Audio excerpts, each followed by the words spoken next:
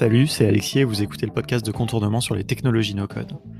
Alors cette semaine, encore un épisode un petit peu particulier, le dernier de cette série, et c'est moi qui vais répondre aux questions de Stan, évidemment, que j'ai à nouveau invité sur le podcast pour faire l'animateur, mais aussi de nos spectateurs sur Twitch qui ont, puisqu'on a enregistré cet épisode en le streamant en live sur la chaîne Twitch de No Code France. D'ailleurs, si vous ne la connaissez pas encore, je vous invite à découvrir notre chaîne Twitch qui se veut être un petit peu le futur de la télé du no-code, francophone en tout cas pour l'instant. Et donc voilà, c'était un épisode un petit peu méta, encore une fois. On passe du coq à l'âne assez allègrement, on évoque plein de choses différentes, un petit peu mon parcours, mais aussi le futur de Contournement. Et on parle beaucoup de l'écosystème no-code et de la concurrence saine ou moins saine et de toutes ces choses-là. Voilà, donc un épisode riche, long, désolé, on a passé un très bon moment sur le canapé de Stan. Et du coup, je vais arrêter cette intro tout de suite et vous laisser avec cet épisode. Et on se retrouve la semaine prochaine pour un épisode un petit peu plus normal où on va reprendre le fil un petit peu. Mais ne vous inquiétez pas, il y aura encore des surprises car la saison 5 n'est pas encore terminée.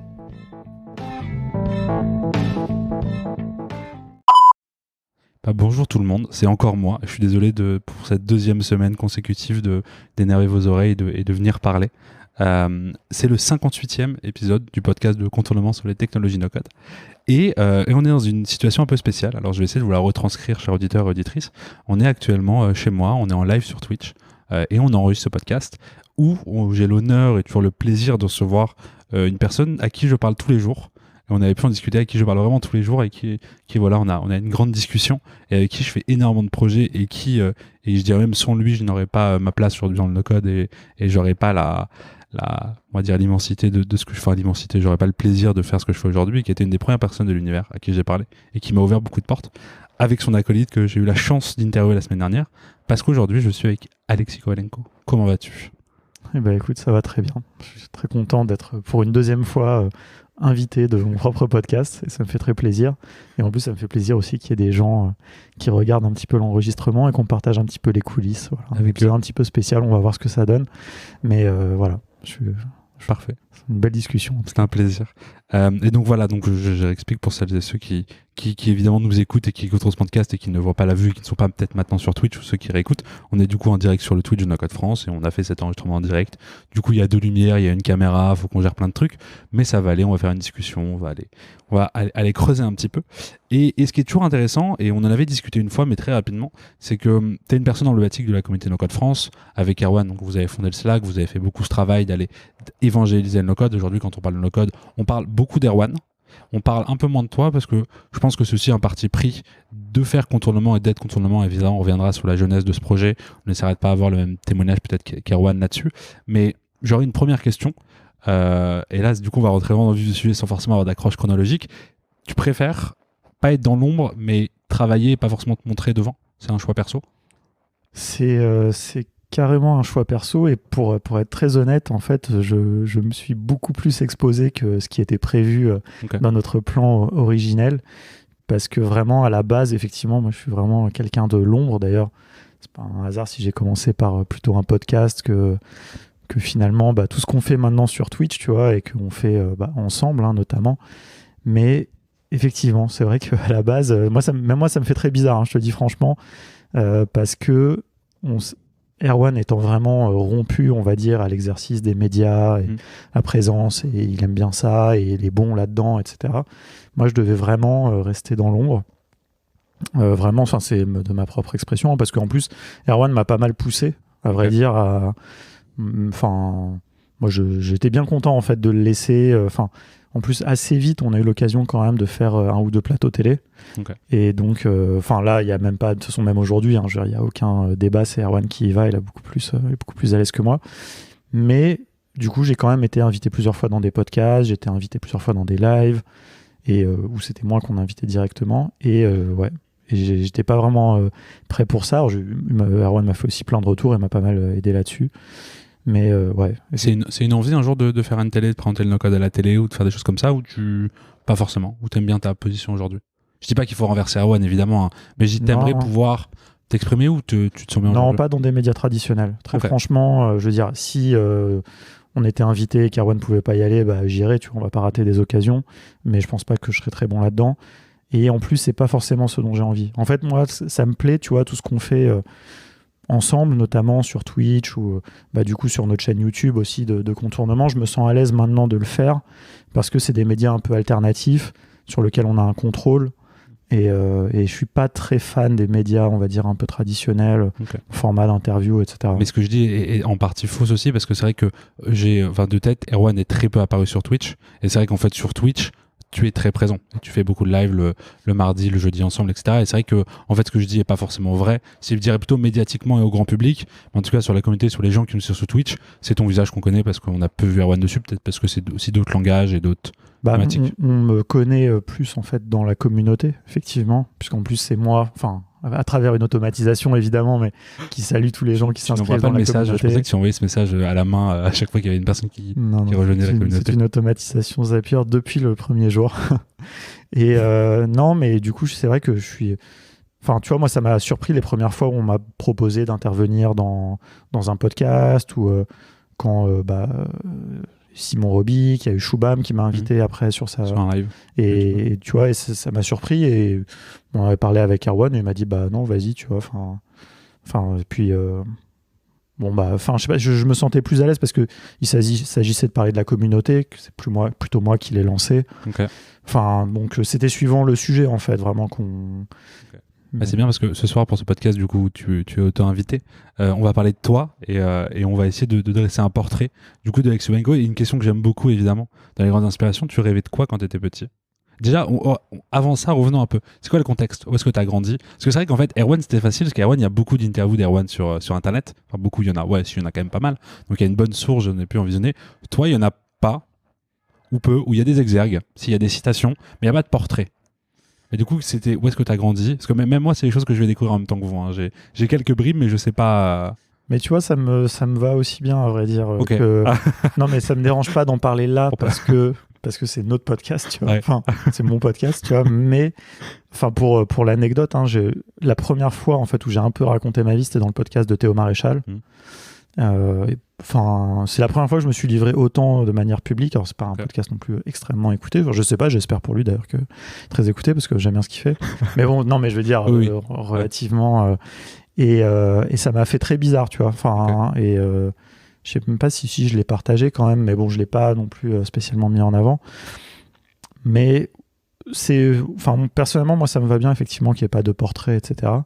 Après, pour répondre à ta question, quand même, pas tourner autour du pot pendant 10 ans. Moi, j'ai grandi exactement là où on est en ce moment. Je suis né à l'hôpital Saint-Antoine, qui est à 50 mètres. 50 mètres de là. J'habite en face. Mes parents n'habitent pas loin. Voilà, moi, j'ai vraiment grandi à Paris. Et en fait, c'est bizarre parce que dès qu'on dit qu'on est un peu, enfin, on est de Paris et qu'on est fier d'être Paris, les gens associent ça au foot, alors que moi, j'en ai rien à foutre. Vraiment, le foot, j'en ai rien à foutre. J'ai un tatouage de Paris et tu sais, les gens, ils me disent, ah ouais, mais t'es un supporter du PSG. Je dis, non, franchement, j'en ai rien à foutre. Et donc, mais par contre, c'est vrai que ça a forgé un peu de mon identité culturelle, quoi. D'être parisien, quoi. Je me sens plus parisien que français. Et du coup, t'as fait tes études à Paris? Je fais mes études à Paris, à Jussieu. Ouais. Jussieu, c'est ça. Et alors, si je dis pas de bêtises, que j'ai quand même préparé évidemment ce podcast, Matinfo ou informatique à Jussieu? J'ai fait matin, ouais. C'est ça? C'est ça. Ah. J'ai fait un Doug Mias pour les anciens qui écouteront. Doug en 2 ans, on est d'accord? Ouais, sauf que moi je l'ai fait en 3 parce que j'ai bien aimé la première année, donc je l'ai fait 2 fois. Mais... C'est important, c'est pour bien consolider les bases. Ouais. Non, mais après n'hésitez pas à faire 2 fois la première année, c'est bien. Ça consolide vos bases. Et suite à ça, du coup, suite à ton Doug, tu pars directement travailler? Tu continues un peu les études? Non, j'ai fait un master en télécom et réseau. Okay. Moi, en fait, ce qui m'intéressait vraiment, c'était la sécurité. Okay. Et je faisais un peu de programmation à côté. C'était les débuts du web. Hein. J'ai fini mes études en 2005. D'accord. Et donc, moi, ce qui m'intéressait vraiment, c'était la sécurité, les réseaux. C'était comprendre en fait ce qui se passait dans les tuyaux, parce que je faisais des sites web depuis que j'avais 15 ans. Ok, donc toujours une passion quand même pour le digital. Ouais, une passion pour la technique, tu vois. Parents là-dedans ou pas du tout? Pas du tout, non, mes parents, ils sont profs. D'accord, ok. Ouais, donc pas du tout de milieu... Rien à voir, mais j'ai eu la chance d'avoir un ordi quand j'étais très jeune. Ok, tu te souviens de la première chose que tu as... Enfin, tu te souviens de ce que c'était comme modèle? C'était un Amstrad CPC 6128. Ouais. Très bien. Parce que là, comme ça, les gens vont bien savoir que je suis un vrai nerd. Moi, mon premier ordi, c'était les gros Mac. C'est bleu. Un iMac. Ouais, les iMac très gros comme ça. Je me souviens de ça. On avait ça ça pesait une blinde et il était gros bleu avec une grosse poignée par-dessus. Ouais. Mais ça, c'était déjà. Mais c'était déjà poussé. Ouais, parce que c'était déjà l'écran et l'ordi au même endroit. Ouais, totalement. Ouais. C'était pas un écran plat, mais. Non, c'était un gros cube, mais courbé. Non, moi, c'était avec des disquettes et tout. Ouais. Okay. Mais bon, très honnêtement, à l'époque, je l'utilisais que pour jouer. Okay. Je l'ai eu quand j'avais 6-7 ans. Et après, par contre, j'ai eu un PC. Enfin, mes parents, un PC très jeune. Enfin, en gros, j'ai commencé. Parce qu'en fait, pour moi, le truc qui est vraiment fondateur, c'est quand j'ai eu accès à Internet en réalité. Okay. Parce que jusque-là, j'ai fait un peu de programmation en cours de techno, tu vois, au lycée et tout, enfin au collège. Mais c'est quand j'ai eu accès à Internet surtout que ma vie, elle a changé et que je suis vraiment devenu un nerd. Et t'as eu une passion directement. Enfin, qu'est-ce qui t'intéressait là-dedans ? Du coup, c'était déjà cybersécurité ou pas tellement ? Ouais, bah oui, parce que comme tous les jeunes, j'étais un peu fasciné par le piratage. Enfin, tu vois, je me faisais un peu des films. Moi, dans ma tête, tu vois, c'était un peu War Games et les films comme ça, quoi. Enfin, mais oui, non, après, en plus, je fais quelques conneries, quoi. Mais j'ai pas. En fait, si j'avais. En fait, j'ai commencé à faire des sites, mais pas vraiment à apprendre à programmer, quoi. Ça m'a pris du temps à vraiment devenir développeur. Okay. Je faisais des sites au début en no-code avec un outil qui s'appelait FrontPage, qui était un des outils Microsoft. Après, j'ai découvert Dreamweaver, etc. Mais quand j'ai découvert Dreamweaver, je connaissais déjà le HTML. Je connaissais que le HTML parce qu'en fait, le CSS est arrivé bien plus tard. Okay. J'ai commencé quand il n'y avait pas encore... Mais enfin, bref, c'était... Mais du coup, début de vie, vraiment, enfin, début de vie, on va dire, professionnelle, vraiment côté cybersécurité. Ouais, c'était ça qui me passionnait. Ouais. Après, j'ai commencé à travailler là-dedans. En fait, je me suis rendu compte que c'était vachement moins cool. Ok. Parce que, en fait... T'es en tant que salarié dans une entreprise ? Ouais, en fait, j'ai fait ma dernière année en alternance. Okay. Et j'ai été recruté dans la boîte où j'avais fait mon alternance. Okay. Mais en fait, j'ai pas été recruté tout de suite. En fait, c'était une petite boîte, c'était une start-up avant que ça s'appelle vraiment une start-up. Ouais. Et en fait, ils n'avaient pas les moyens de me recruter, et donc j'ai attendu pendant 6 mois. Mais je crois que ça, parce que j'allais dire, je le dis à personne, mais en fait, je crois que ça, je l'ai raconté dans le podcast de Théo. Moi, ça, c'est un des trucs qui me fait flipper dans la vie, c'est de me répéter, tu vois, de tout le temps raconter les mêmes trucs et tout. Bah, c'est compliqué, mais je pense que ça, il y a de la marge encore. Je vais tenter de creuser, on va faire un petit portrait chinois. Avec l'âge, je sais pas, c'est une de mes hantises un peu. Mais bref, écoutez l'épisode de Théo. J'ai raconté un peu plus en détail. Mettez sur pause, allez écouter celui de Théo et revenez, on fera des questions. Ouais. Non, mais c'est parce que c'est pas si intéressant que ça, parce que mais avec lui, on avait parlé plus du côté entrepreneur. Ok, donc on parlera pas de l'entrepreneur. Et de est-ce que, non, mais pour résumer, moi je me suis jamais vraiment senti entrepreneur, mais en réalité, pendant ces 6 mois où j'ai un peu fait ma vie après mon année en alternance, ma dernière année en alternance, j'ai essayé de faire un premier projet qui était c'était pas un magazine, c'était une plateforme en fait de blog pour les voyages en fait. C'était un truc, il y avait déjà TripAdvisor, en fait c'était le début du web 2.0. Donc des nouveautés avec l'interface. Et c'était avec des communautés, du contenu généré par les utilisateurs, etc. Et en fait, j'étais fasciné par ce truc-là. C'était le début un peu des gens cool. C'était 2006, 2007. Les entrepreneurs un peu du web 2.0 étaient un peu cool.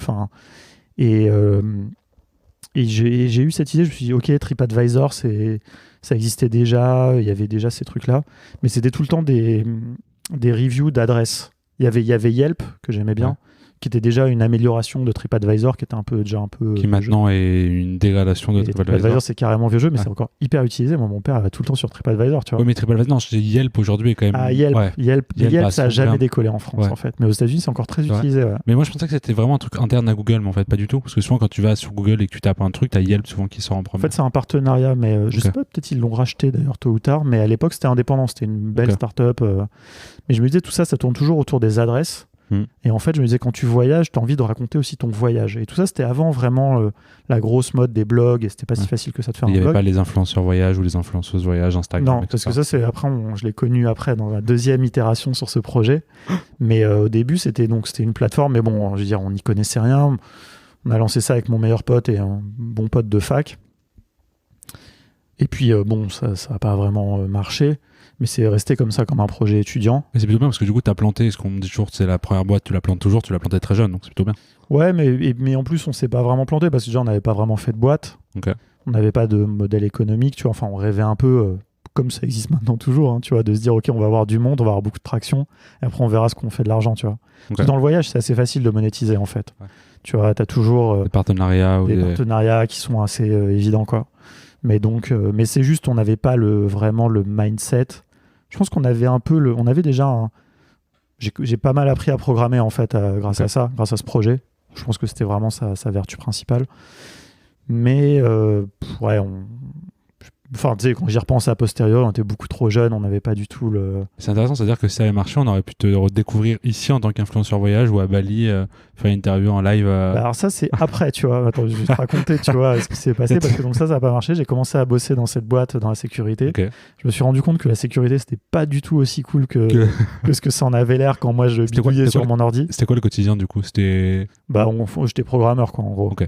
Parce que c'était une boîte qui faisait un contrôleur de réseau Wi-Fi. D'accord. Tu vois, par exemple, tu sais, quand tu vas dans des hôtels, tu as un portail captif où tu dois mettre ton numéro de chambre, etc. Bah, ils fournissaient ça.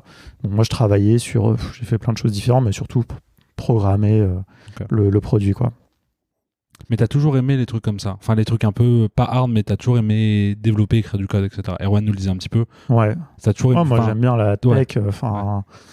Mais en fait, j'aime bien la tech, mais après, j'ai voulu la mettre au service du web, plutôt. Que vraiment de ce qui passe dans les tuyaux, de la sécurité, de tous ces trucs. Oui, tout le côté, on va dire, plutôt réseau. Toi, ce qui t'intéressait vraiment, c'est le côté web et... Bah, c'est devenu après, parce que en fait, après cette boîte, je suis parti à Londres pendant 2 ans. Ok. Et... ce qui explique le bon anglais, aussi. Ce qui, enfin, pas autant que ça devrait, parce que j'ai travaillé à l'ambassade de France à Londres. Donc, malheureusement, c'est un des trucs, c'est une de mes déceptions, tu vois. J'ai pas réussi à pécho un bon accent anglais, tu vois. Tu faisais quoi à l'ambassade de France à Londres? En informatique aussi?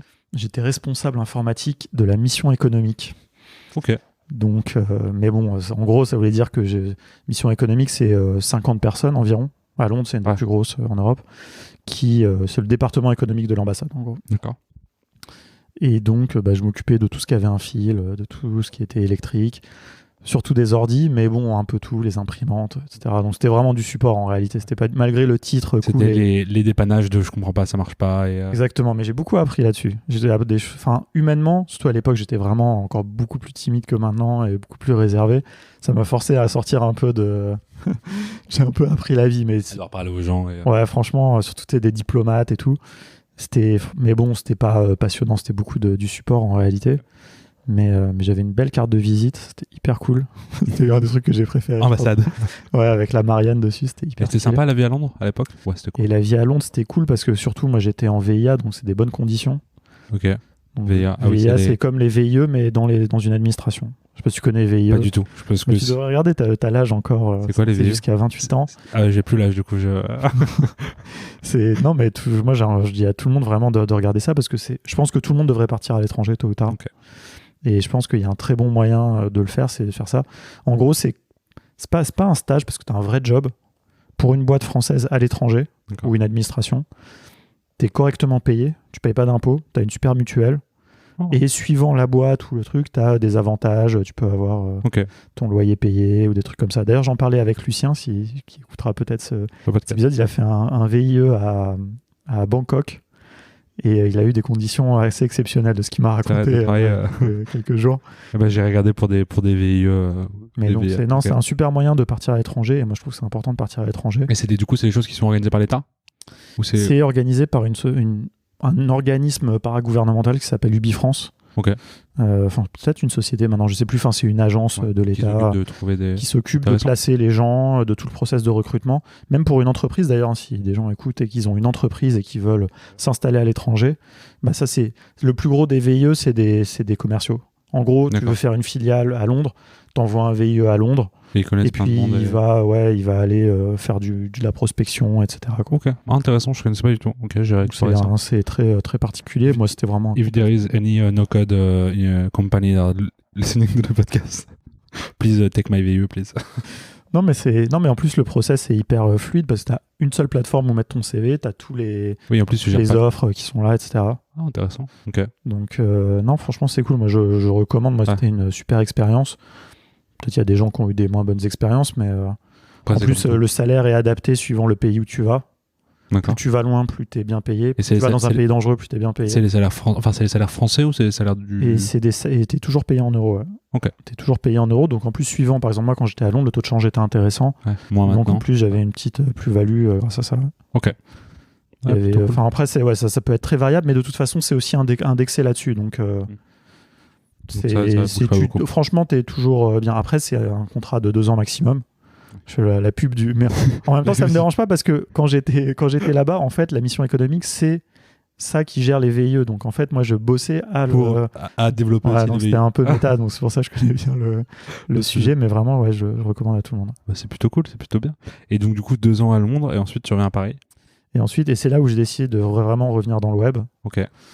Et on a décidé de relancer ce projet blog. autour du voyage et d'en faire un magazine, en fait. D'avoir toujours une partie communautaire, mais aussi d'en faire un magazine en ligne. Parce qu'à chaque fois, je dis magazine, mais à chaque fois, j'oublie Pas de dire papier. en ligne. Ouais, ok. Et pas papier, ouais, non. Ce que j'allais dire, on était en quelle année ? En fait, ça aurait pu marcher à l'époque, parce qu'à l'époque, il y avait aussi En l'essor 2010. Ouais, il y avait toujours l'essor de magazines papier encore. Ouais, mais franchement, Ça aurait commençait été- à perdre un peu ça aurait de- été chaud, ouais. Donc, ouais, non, pourquoi pas, hein, mais franchement, Oui, c'est beaucoup de. Ouais.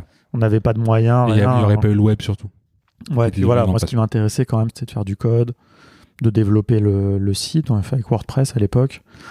WordPress, no code ou pas no code, on vous Ouais, laissera c'est un grand juger. débat, ouais. Non, mais Toujours. on avait fait. Je l'ai vu aujourd'hui sur LinkedIn d'ailleurs, quelqu'un qui vantait les mérites de WordPress. Ah ouais, mais moi j'adore WordPress, hein. En fait, le problème, c'est que dans la communauté, on n'en parle plus. Et c'est vrai que c'est un outil comme a dit Francis la semaine dernière, hein, c'est vrai que tu peux faire des sites sans écrire Ouais, une ligne de code en utilisant WordPress. Ouais, Mais mais le c'est problème, c'est tellement que d'entretien. en fait, moi, je trouve que les gens confondent. Et tu vois, quand il a dit ça, bon, ça faisait partie des nombreuses choses sur Alors lesquelles quand on n'a pas pu rebondir. quand on dit la semaine dernière, c'est parce que jeudi dernier, du coup, on était au mois de juin, on a fait une émission à No Code Game un jeudi où on parlait du coup avec Francis et avec Valentin de la White Code School d'une formation où il y avait du WordPress sur le no code. Là, je recontextualise pour les gens En fait, qui... pour moi, WordPress, qui les gens se trompent parce que WordPress, c'est pas un outil pour faire des sites web. Ok. En fait, WordPress, c'est un outil pour publier du contenu. Ouais. Et pour ça, c'est un truc extraordinaire. Et les gens qui pensent que pour publier du contenu, ils vont passer sur Webflow, ils se trompent, à mon avis, lourdement. Ok. Certes, Webflow a une base de données Ouais. qui s'appelle le CMS, mais c'est pas fait pour, parce que avant de pouvoir publier ton contenu sur ton site Webflow, tu vas devoir faire tout le site. Ouais. Donc tu vois, vas prendre un temps. Ça n'a aucun intérêt. Alors que tu mets un WordPress, tu as tout de suite, bon, il faut certes l'installer, mais tu peux publier du contenu. Et pour publier du contenu, il n'y a pas mieux parce que c'est bien référencé. Tu as un back-office où tu fais juste ton contenu. Et c'est simple et ça tourne. Et voilà, moi je préfère Ghost, je veux dire, honnêtement, en tant qu'outil pour publier du contenu. Mais c'est cher. Enfin, c'est cher, c'est un petit coup. Mais c'est hyper galère à installer, Ouais. tu vois, je veux dire. Mais on nous demandait un jour, moi j'ai beaucoup de questions et c'est intéressant sur un outil no-code pour du blog. Et en fait, c'est vrai qu'aujourd'hui, il n'y en a pas techniquement spécialement pour un blog. Et après, tu peux utiliser Webflow, etc. Mais il n'y a pas un outil qui se dit Ghost. Mais Ghost, ça peut coûter un petit peu d'argent quand même, mais ça demande quand même parfois un petit peu de. Enfin, toi, c'était très fermé en termes de barrières. Et c'est vrai que moi, je crois aujourd'hui, et je pense qu'il y a peut-être un créneau à avoir justement un outil qui est du coup, qui sera pas une réussite colossale, mais toi, qui est fait vraiment pour des blogs, pour du blogging ou des trucs comme ça, quoi. Bah, j'en ai vu passer un il n'y a pas très longtemps. Ouais. Ok. Et après, en fait, à mon avis, je vois ce que tu veux dire et je Il y a pense que beaucoup tu as de raison. J'en ai vu passer un il n'y a pas très longtemps, ce truc de microblog, je sais Il y a plus comment. SteadyHQ qui fait ça, avec un système d'abonnement, et du coup, tu peux publier, mais c'est vraiment sous forme de newsletter. Parce qu'après, tu as Substack, D'accord. etc. Sur Mais c'est vraiment de la Substack, tu vois, news. ça te fait. Ouais, mais tu sais, tu as une page aussi qui correspond à chaque news, tu vois. Il y a des gens qui publient du contenu sur Ouais, Substack. mais pour un blog, c'est compliqué. Et il y a plein de gens, et d'ailleurs, SteadyHQ a fait un grand article sur Substack qui disent que c'est très mal référencé, qu'il y a plein de trucs pas ouf. Ça, c'est vrai, le référencement est un vrai enjeu. Mais moi, tu vois, je crois. T'as raison sur le fait qu'il y a un trou dans la raquette un peu sur ce sujet-là. Après, est-ce qu'il y a vraiment un business ? Pas forcément. Moi, je pense que c'est Doric, c'est Softer, c'est tous ces outils-là qui doivent le faire, ce truc-là, tu vois. Et là, tu as le meilleur des deux mondes, tu vois. C'est-à-dire que tu peux aller vite pour faire ton site, tu peux faire un vrai site flexible, ce que tu ne peux pas faire avec WordPress, à moins, évidemment, d'utiliser Elementor, Divi et compagnie. Et franchement, avec ces outils-là, on est très loin de l'ergonomie, je trouve, d'un Doric. Pour moi, Doric, c'est Elementor en bien, en facile, en performant. Et d'ailleurs, sur mercredi, on a resté à l'actu de Doric parce que ça sortira peut-être bientôt, cette fonctionnalité de mini CMS, de petits blogs. Voilà. Ah oui, Mais c'est vrai que que ça arrive. peut-être, ouais. Okay. Je sais pas, non, mais tu vois, voilà, moi, je pense que problème. là, on a un truc, tu vois, c'est-à-dire qu'on pourra publier du contenu et en même temps se faire une page de manière flexible. C'est pour ça que WordPress n'est pas un outil no-code dont on parle, parce qu'il n'est pas flexible, tu vois. Pour moi, hein, dans ma définition de moi, ce que je veux, c'est faire exactement ce que je veux, tu vois. Et il y a un truc aussi, moi, je trouve qu'il y a un truc sur l'entretien. On reviendra à toi après, hein, ne t'inquiète pas. Non, mais moi, ça me va aussi bien de parler. Je trouve qu'il y a un truc aussi que d'à WordPress, tu vois, là, je me suis reconnecté sur un vieux site perso sur WordPress et j'avais 45 notifications de mise à jour. Et tu vois, il y a ça aussi, je pense, qui rentre en compte. Tu vois, les plugins et les choses comme ça. Aujourd'hui, Bien sûr. quand j'utilise un outil no-code, quand je publie un site sur Doric, je le publie et je sais que j'aurais jamais à y retourner. Sauf si je dois évidemment modifier du contenu.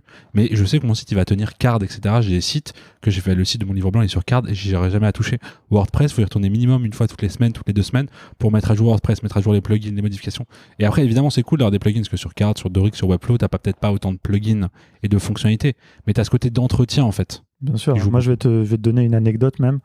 C'est que donc c'est extrêmement important pour la sécurité de mettre à jour dès que possible ces plugins dans WordPress. Toutes les semaines, c'est pas assez en fait. Nous, tu vois, quand on peut-être on y viendra plus tard, mais donc j'ai géré une agence web pendant presque 4 ans. Donc on avait un process tous les vendredis matins. On avait une personne de l'équipe qui faisait les mises à jour de tous nos sites WordPress qu'on faisait pour des clients. On l'avait plus ou moins automatisé, etc. Mais bon, il fallait quand même aller vérifier parce que des fois, tu as des mises à jour qui se passent pas bien, qui cassent ton site. Et ben, d'une semaine à l'autre, une fois, on a eu un site qui s'est fait hacker. D'ailleurs, c'est le site de... Je peux le dire parce que c'est pas grave. De la mission... comment ça s'appelle le Pôle emploi pour les jeunes, là. La mission locale, pardon. Putain, le mot m'échappe. Bon, ça se voit que je me suis un peu éloigné. Si un jour vous nous regardez, on est désolé pour cet événement. Enfin, Alexis est désolé du coup, parce que moi j'ai rien fait. Mais... La mission locale de Paris. Tous les deux. Où on leur avait fait un site avec WordPress. On n'avait pas mis beaucoup de plugins pourtant. Ouais. Le thème, on l'avait fait... Est-ce qu'on l'avait fait sur mesure ? Je me souviens plus. Bon bref, on s'en fout. Et bah le site, il s'est fait pirater comme ça entre 2 mises à jour, tu vois. Alors que pourtant, tu vois, on est quand même des professionnels relativement. Et donc ça, c'est un des gros problèmes de WordPress également. C'est qu'il faut l'héberger soi-même. Même si tu passes par une offre d'hébergement, tu es quand même responsable des mises à jour. Et ça, c'est un énorme truc. Je pense que les gens sous-estiment, tu vois, parce que les gens, ils ont tout le temps à nous questionner, tu vois, par exemple, sur la sécurité des outils no-code, etc. En fait, ils se rendent pas compte que le fait que ça soit centralisé est un avantage incroyable pour la sécurisation, quoi. Et aujourd'hui, on n'a encore pas, enfin jamais eu, en tout cas de ma connaissance, de hack de sites qui étaient sur Webflow, de hack de sites qui étaient sur Doric, etc. Il doit peut-être y en avoir, mais en tout cas, on n'a pas eu vent, tu vois, ou 2 personnes sur Bubble qui ont eu un hack de leur système. Non, après, ils en parlent pas non plus parce qu'ils le savent pas forcément. Non, mais en tout cas, moi, pareil, hein, même Airtable, etc. Ma connaissance, il n'y a jamais eu de fuite de données. Et je pense que s'il y avait des choses, ça pourrait peut-être être des choses où l'utilisateur a mal configuré. Ses accès, etc. Mais tu vois, par exemple, Doric, la manière dont c'est fait, ou WeWeb. Mais il n'y a pas de données pour l'instant. Comme c'est déjà ces choses qui sont dynamiques, qui sont générées. Alors, il y a toujours un moyen de hacker quelque chose. Mais c'est quand même très résilient, quoi. C'est-à-dire que ta page, elle est générée, elle est sur un conteneur quelque part qui est quasiment inaccessible. Tu vois, c'est un peu des forteresses parce que c'est très, très conteneurisé. Enfin, tout est très... Et ça, moi, je crois beaucoup à tout ça, quoi. Et en plus, c'est hyper performant parce que franchement, je le dis souvent quand j'ai l'occasion dans des lives ou quoi, mais pour tenir la charge avec un site WordPress, avec un hébergeur traditionnel, avec un OVH ou un truc comme ça, c'est hyper compliqué. Et nous, on en a eu plein des cas. Ça coûte de l'argent. Moi, ça coûte cher, mais je te jure, au-delà de la question de l'argent, c'est très compliqué techniquement. Ouais. Tu vois. C'est pour ça d'ailleurs que maintenant, tu vois, il y a AWS et toutes ces choses-là marchent très bien. C'est parce que toutes ces solutions, elles sont élastiques. Et donc, ça gère pour toi, en fait, la montée en charge. Alors qu'avant, quand tu avais des serveurs, même si tu en avais 2, 3, 4, 10, même si tu avais les moyens de payer 10 serveurs, il faut arriver à configurer 10 serveurs qui vont fonctionner en parallèle, qui vont être bien synchronisés, etc.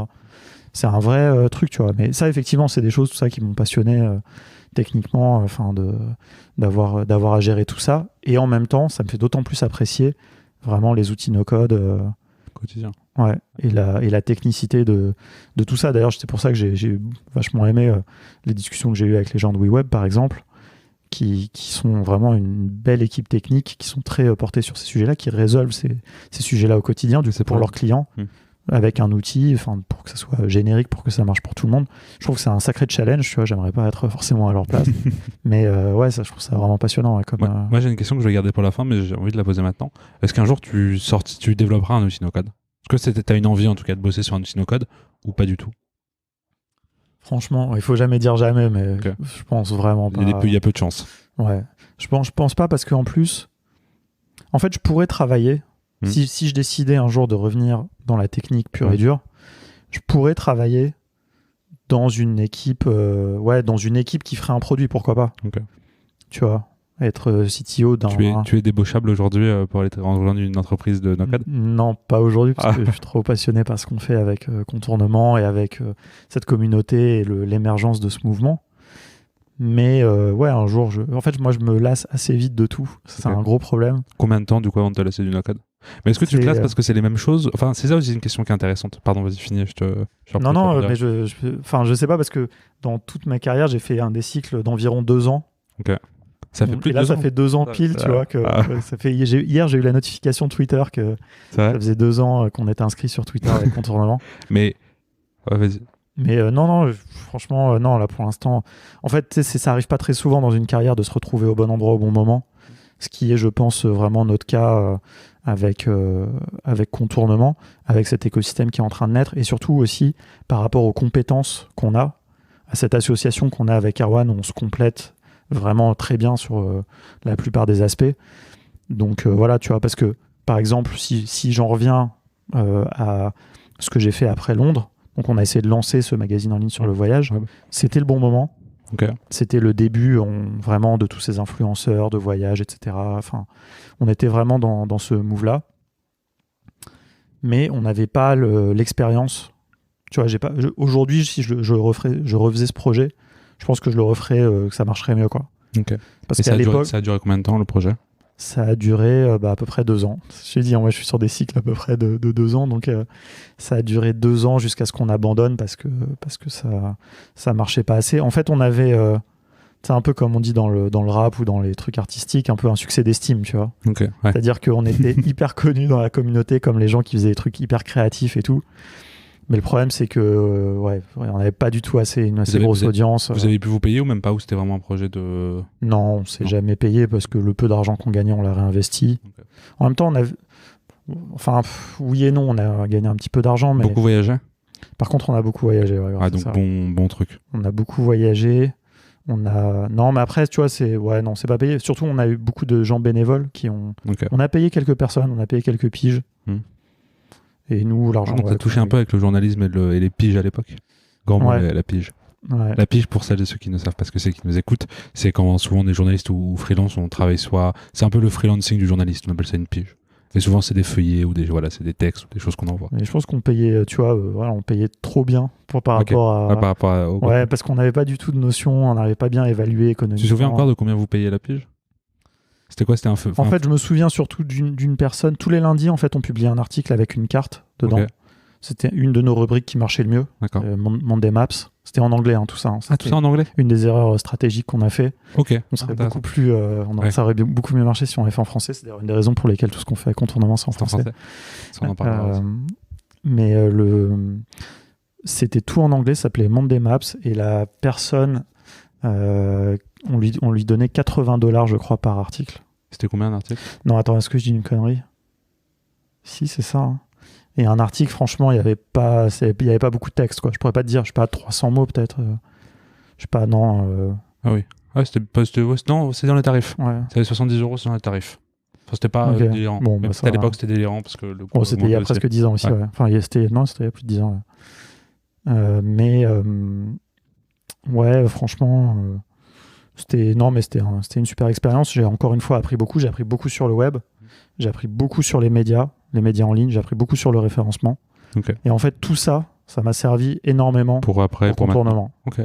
Mais vraiment tu énormément. Un peu de toutes tes expériences pour aujourd'hui Contournement. Ouais. C'est pour ça que je te dis. Pour ça que vous êtes les meilleurs. C'est un peu la synthèse. Je sais pas si on est les meilleurs, mais en tout cas, on tient quelque chose, je crois. Je pense que vous pouvez dire techniquement que vous êtes techniquement la plus ancienne et la première boîte no-code française, pas forcément en termes de CA, en termes de clients, mais si c'est vrai, enfin vous l'êtes techniquement en termes de formation, sur la formation, mais après il y a des boîtes qui font du no-code depuis bien plus longtemps que nous. Mais vous avez amené une évangélisation qui est quand même autre, tu vois. Oui, c'est ce sujet de la démocratisation, etc. Ouais, mais c'est hyper important parce que je pense qu'il y a beaucoup de gens aujourd'hui, tu vois, ce qui est drôle, il y a toujours des gens qui parlent du Slack de Contournement. Moi, ça me fait.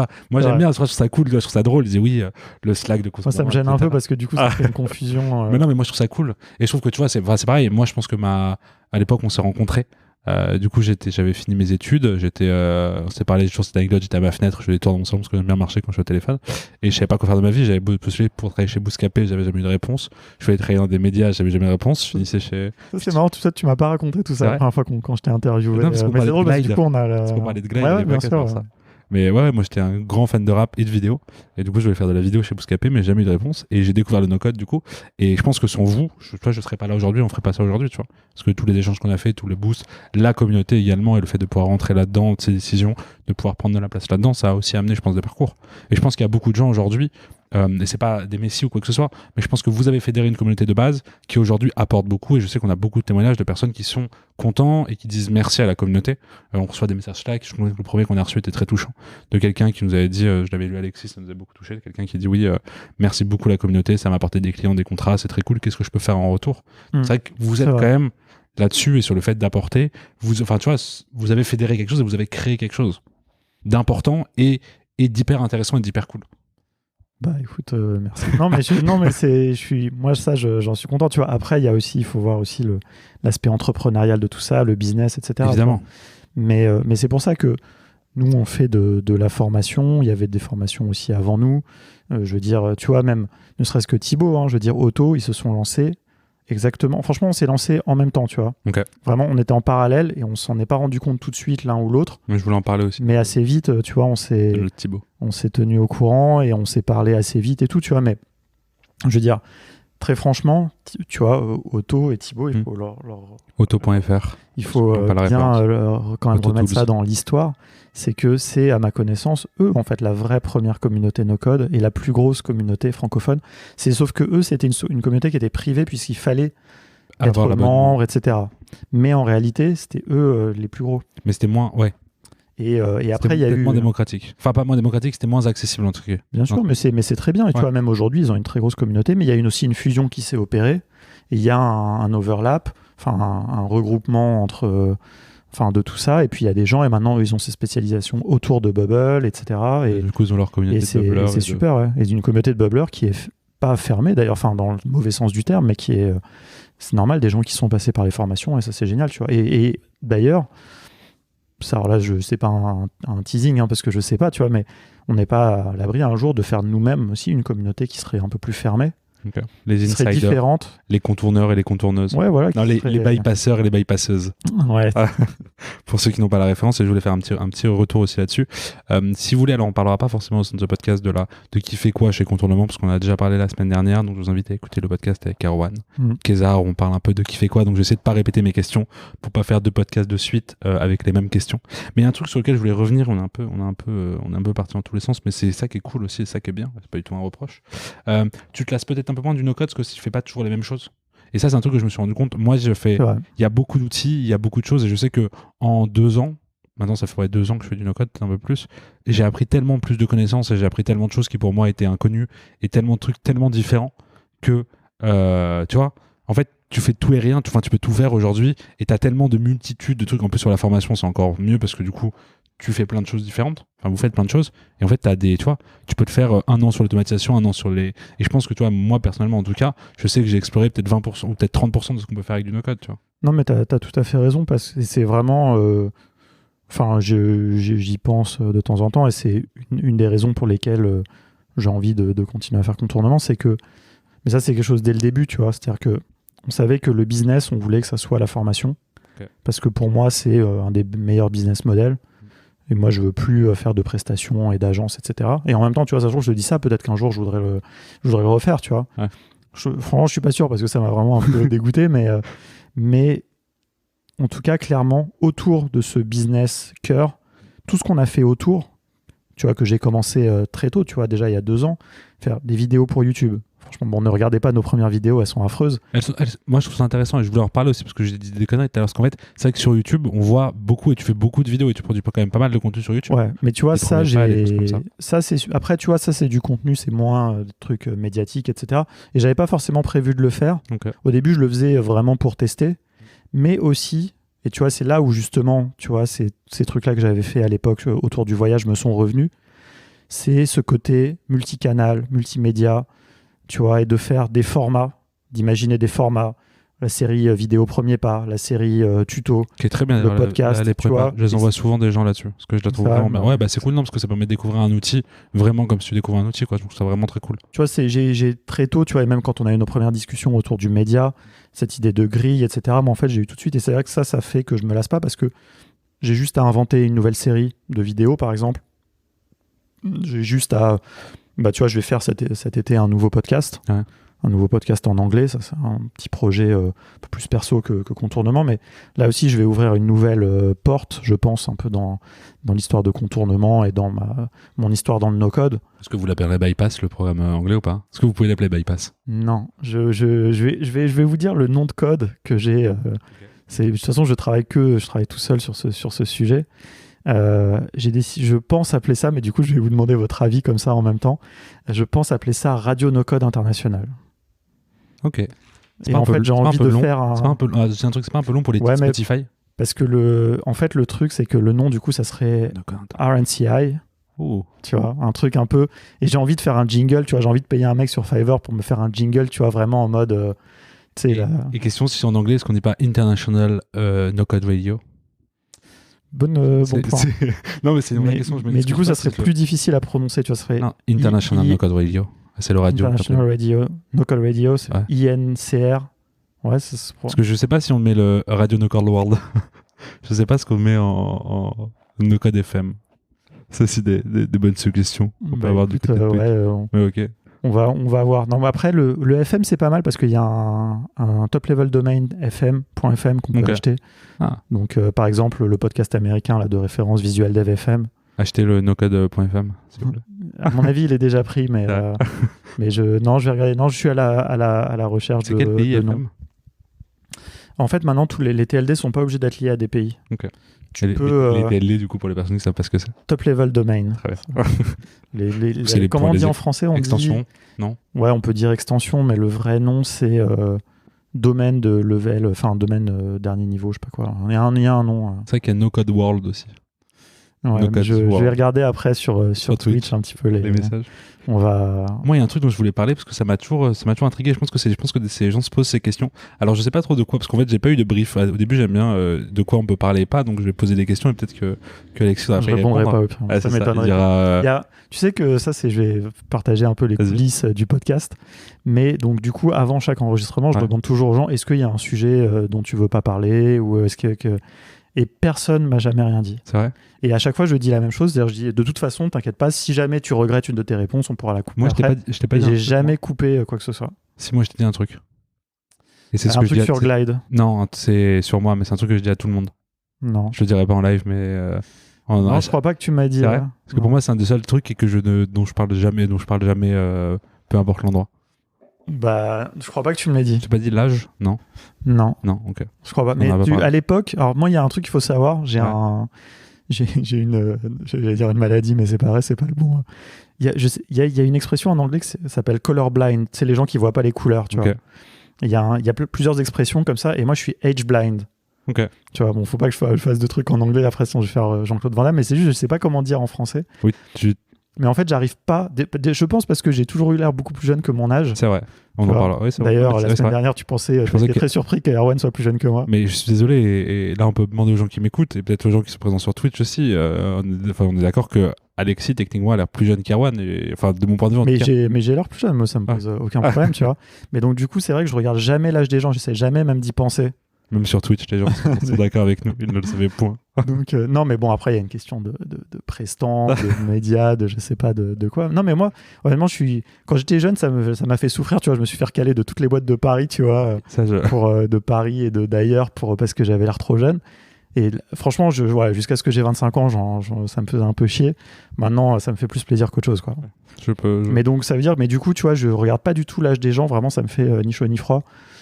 Et donc, je me comporte avec les gens pareils. Donc, je me suis même pas posé la question de quel âge t'avais, tu vois. Après, en général, tu déduis un peu l'âge avec le parcours des gens, tu vois. Mais vraiment, j'essaye jamais, tu vois. Je m'en fous un peu, quoi. Okay. Et là, dans la communauté, tu vois, il y a plein de gens avec qui je suis en contact tous les jours. Aucune idée de... Et du coup, est-ce qu'il y a des sujets dont tu veux pas parler? Franchement, non, parce que tu vois... Ok. En fait, c'est con, hein, tu vois, mais le premier Dans truc live, auquel hein. je pense forcément, ça c'est un truc très français, mais tu sais, c'est Les revenus. le business, les revenus. En fait, franchement, ça me fait ni chaud ni froid d'en parler. Ok. Moi, je serais en fait. Vous allez tout savoir sur le business de contournement et combien il gagne. Mais Non, mais franchement, je veux bien le partager parce que moi, en fait, j'ai pour objectif, et ça, Erwan était moins chaud, tu vois, pour l'instant, mais moi, j'aimerais bien participer à ce truc qui s'appelle Open Startup, où tu partages en fait tous tes chiffres, toutes tes métriques, pas que l'argent, tu vois, mais toutes tes métriques. Et j'aimerais bien le faire. Ouais, moi je trouve ça hyper intéressant parce que comme les full disclosure et le fait de déclarer tes revenus et qui tu travailles, moi je trouve ça hyper intéressant. On parlera pas forcément parce que c'est pas parce que évidemment vous êtes deux et voilà, c'est toujours important d'avoir ça. Et puis j'ai envie de dire les questions d'argent c'est pas hyper intéressant, tu vois. C'est juste savoir si contournement aujourd'hui est en bonne santé, c'est mieux que savoir combien tu gagnes par mois. Et je pense que c'est pas forcément hyper intéressant de savoir précisément combien tu gagnes tous les mois. Mais c'est intéressant, tu vois, de savoir sur comment ça évolue. Mais avant ça, j'avais un petit truc, on fait que divaguer, toujours. Non, mais c'est très agréable en tout cas. Tu vois, c'est marrant parce que tu vois, la semaine dernière, la manière dont tu as interviewé Erwan, c'est plus la manière dont il a l'habitude. Par contre, tu as posé des questions qui étaient différentes, etc. Mais un peu plus journalistique. Et d'ailleurs, c'était très bien. Il y avait plein de retours là-dessus aussi sur ce côté très, très journalistique. Et tu vois, moi, je suis plus à l'aise avec une discussion comme ça. Que des questions. Tu vois, là, en plus, c'est un podcast. Parce que j'ai une bière à la main, par exemple. C'est parce que j'ai pas de questions, surtout, c'est ça. C'est que j'ai pas bien préparé en amont, parce qu'avant, je préparais bien. Et du coup, j'avais ces infos, etc. Alors, Lilian, pas du tout. Pardon, on fera une aparté dans le podcast. Non, moi, il y a un truc, et ça, je pense que c'est aussi une question que les gens se posent pas mal. C'est la relation entre vous et du coup Thibaut Marty de Auto.fr, AutoTools, évidemment. La relation sur, est-ce que vous vous êtes dit au début, on fait ça, on fait pas ça? Est-ce que vous êtes vu comme concurrent? Comment ça passé un peu au début? Parce que c'est vrai que de base, on va dire, en tout cas sur leur plateforme, sur leur business model de base qui est toujours le leur, mais aujourd'hui ils sont quand même un peu plus sur les bootcamps, en tout cas ils communiquent un peu plus sur les bootcamps que sur la plateforme. Vous faites un peu la même chose techniquement. Ouais, mais on le fait pas pareil et on le fait pas sur les mêmes sujets. Okay. Mais tu vois, je veux dire clairement, en fait le truc c'est qu'on on s'est jamais croisés dans justement, quand tu fais de la formation déjà tu as différentes modalités de formation. Oui. Tu peux faire du présentiel, du téléprésentiel. Après, tu as la manière, tu as ta pédagogie. Tu vois, eux, c'est... En tout cas, au début... Ça, c'est la bière. Au début, c'était beaucoup les clones, tu vois. Oui. Apprends Adalo en faisant un clone de Vinted, tu vois, ou des trucs comme ça. C'est beaucoup ce qui publiait ça. Leur clone de la marque rouge dont on va te citer. Voilà. On n'a plus vraiment parlé. Donc, nous, on peut en parler. Non, on n'a pas le droit, je crois. Je crois que la dernière fois sur Twitch, on a fait des blagues dessus, on n'avait pas le droit d'en parler. Ah ouais. Bref.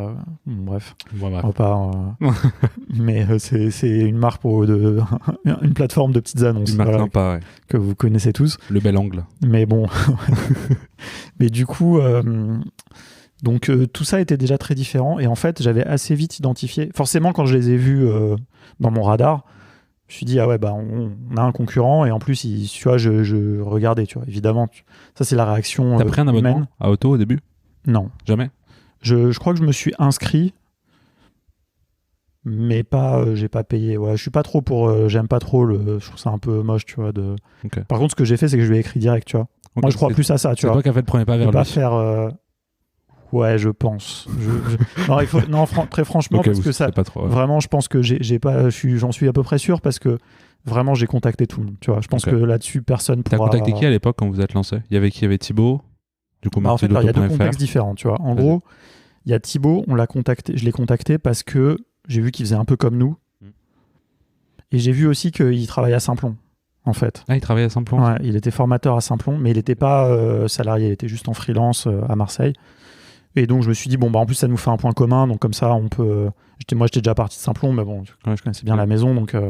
Et en plus, c'était drôle parce que le référentiel de formation qu'il enseignait, c'est Erwan et moi qui l'avions créé, en fait, 3 ans avant. Ouais, c'est drôle. Donc, et c'était quelque chose qui préfigurait un peu le no-code. Même. Et qui avançait avec des outils no-code. Il y avait un peu de... Ouais, il y avait des Erwan la semaine dernière. Exactement. Et donc... Donc je l'ai contacté, donc on s'est parlé, on s'est dit assez vite, tu vois, oui, on est un peu concurrents sur le papier, mais essayons de voir si on peut pas faire des trucs ensemble et faire un peu un espèce de gentleman's agreement, tu vois, voilà, et depuis on est toujours resté en contact, c'est-à-dire on se tient au courant, quand on fait des trucs, on se tient au courant. Et on s'est rencontrés. On a passé une bonne soirée, un peu picolé. Donc pendant la première conférence no-code organisée à The Family? Non, ou avant? Vous êtes rencontrés avant? Non, c'était bien avant. Non, okay, on s'est rencontrés qu'une seule fois en fait avec Thibaut. Moi, je l'ai jamais rencontré, Thibaut. Ouais, c'est très drôle d'ailleurs, c'est très drôle, ouais. très très bientôt. Ouais. Moi j'ai hâte aussi de cette période après Covid où on va pouvoir tous voir les gens. se rencontrer. Peut-être ne plus s'aimer d'ailleurs, malheureusement. Il y aura, Peut-être s'adorer encore non. plus. Moi, très franchement, je suis au contraire très optimiste sur ce qui va se passer justement après, parce que je pense que déjà d'avoir des relations comme on a eu tous là au sein de cette communauté à distance, quand tu rencontres les gens, tu peux que t'entendre mieux, tu vois. C'est vrai. Tu sais, le mec, si c'est un connard déjà à distance, tu vois. C'est pas. Non, mais on va extraire cette phrase du podcast pour des subs sur Twitch. Non, mais tu vois, tu peux pas en présentiel avec une bière ou enfin avec ou sans alcool. Oui. C'est une remarque d'alcoolo, mais tu vois, tu rencontres les gens, tu vois la personne, vraiment, c'est comme ça qu'on tu vois, c'est comme ça qu'on se rencontre, et donc on avait passé vraiment un très bon moment. Mais en plus, on s'était parlé très. C'est quelqu'un, Thibaut, je trouve, de très humain et très sensible. Ouais. Et on s'était parlé franchement même de sujets que moi j'aurais pas forcément abordé tout de suite. Okay. Et, très direct, très franc et parfois. Ouais, mais franc, mais pas grande gueule. Oui. Ouais. Franc, sensible, je sais pas. Enfin peut-être. Il a une bonne tête. Et on l'aime bien, Titi. Ouais, mais en même temps, tu vois, un bras tout tatoué et tout, un peu badass, tu vois, le mec, tu vois. Une grande barbe et un petit bébé. Voilà, c'est un vrai hipster de Marseille. Non, mais... il va débarquer sur le chat. Donc, non, mais... donc, ouais, ça, c'était plus la veille concurrentielle, entre guillemets. Mais voilà, pour moi, de toute façon, nous, je savais qu'on avait un combo avec Erwan qui disait que de toute façon, ce qu'on allait faire serait toujours différent. J'étais toujours été convaincu de ça. Donc j'ai très tôt contacté les mecs de Start the Fuck Up, tout le monde. Moi j'ai écrit à tout le monde, tu vois. Ils ont répondu, les gens de Start the Fuck Up? Ouais, j'ai même mangé avec eux. Enfin, voilà, après plus de nouvelles. Par contre, je les ai invités dans la communauté, ils sont jamais venus. Bon, c'est la vie, tu vois. On en fera un épisode dans No Code Game Live. D'ailleurs, sorti de la formation qu'il faudrait que je vais essayer et dont on parlera jeudi. Je vais demander à Jérémy Soupré Germinal. La formation Germinal. Ouais, mais tu vois, j'aime bien parce que je suis dans une position où je peux parler des gens, sincèrement. Ouais. Parce que j'ai tendu la main à tout le monde, tu vois. Et donc après, c'est vrai que par contre, aujourd'hui, ça me fait bizarre de voir des gens qui font du no-code, qui parlent de no-code, qui font pas partie de la communauté no-code France, tu vois, qui jouent pas le jeu et tout ça. Comprendre. Voilà, je parle des gens de Start the Fuck Up. Moi, je tends le bras à personne, mais je les critique tous. Non, mais tu vois, après, moi, je dis les choses en face aussi quand j'en ai l'occasion.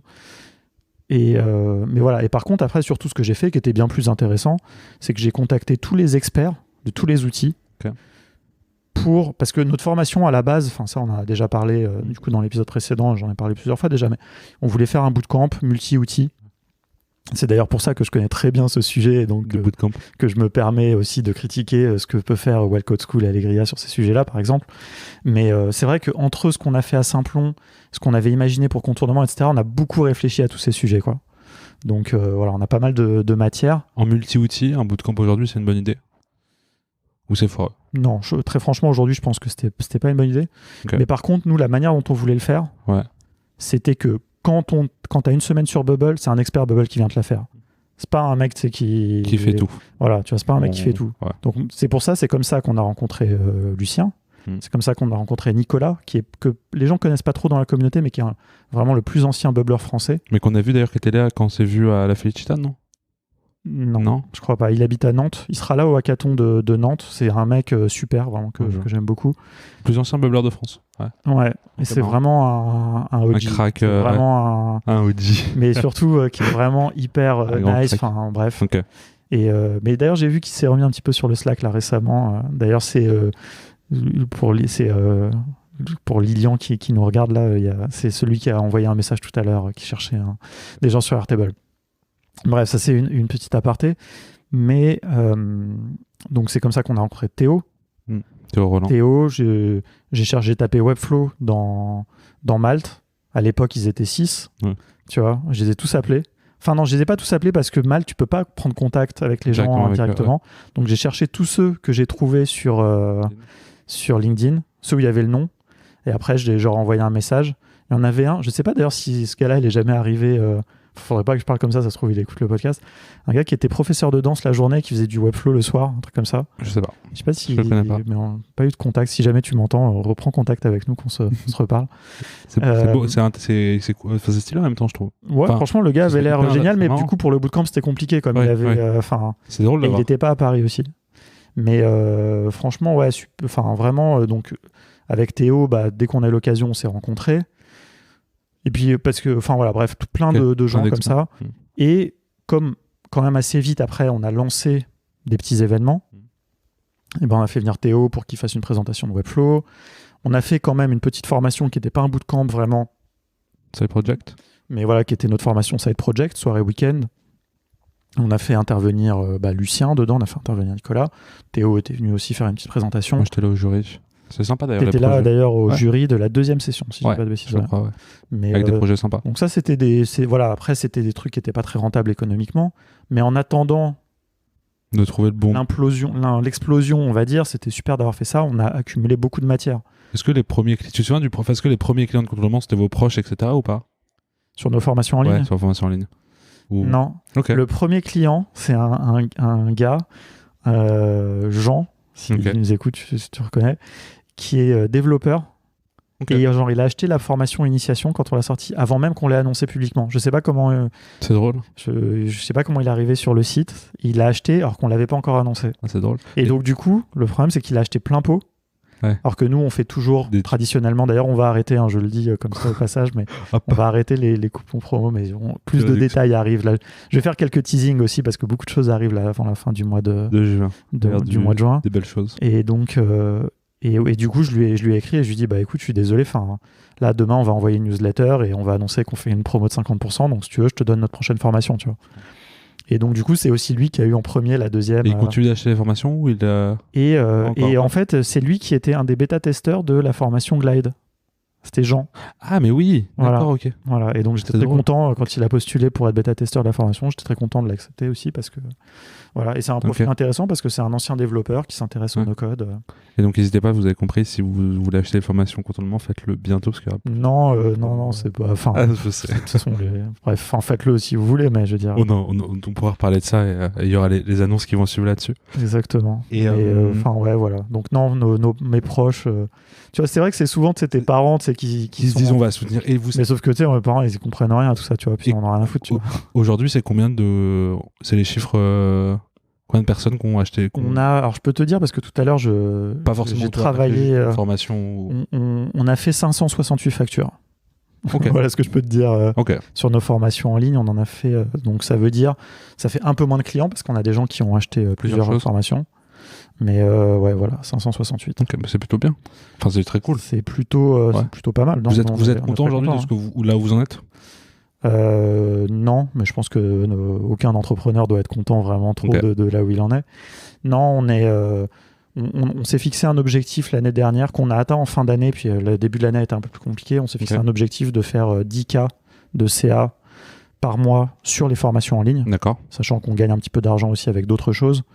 Et pour l'instant, depuis le début de l'année, on est entre 6 et 8. D'accord. Plutôt vers 8 à peu près, mais voilà. Donc on n'est pas à ces 10 qui pour moi sont importants parce qu'on les a atteints l'année dernière avec beaucoup d'efforts. Là, on fait un peu moins d'efforts en début d'année. Et c'est important parce que ça, c'est l'indépendance financière en fait. Ouais. Et c'est le moment où vous pouvez être plus tranquille entre guillemets, t'as pas ce stress d'avoir de pas finir tes mois, etc. Exactement, sachant qu'on a d'autres sources de revenus mais qui sont très irrégulières.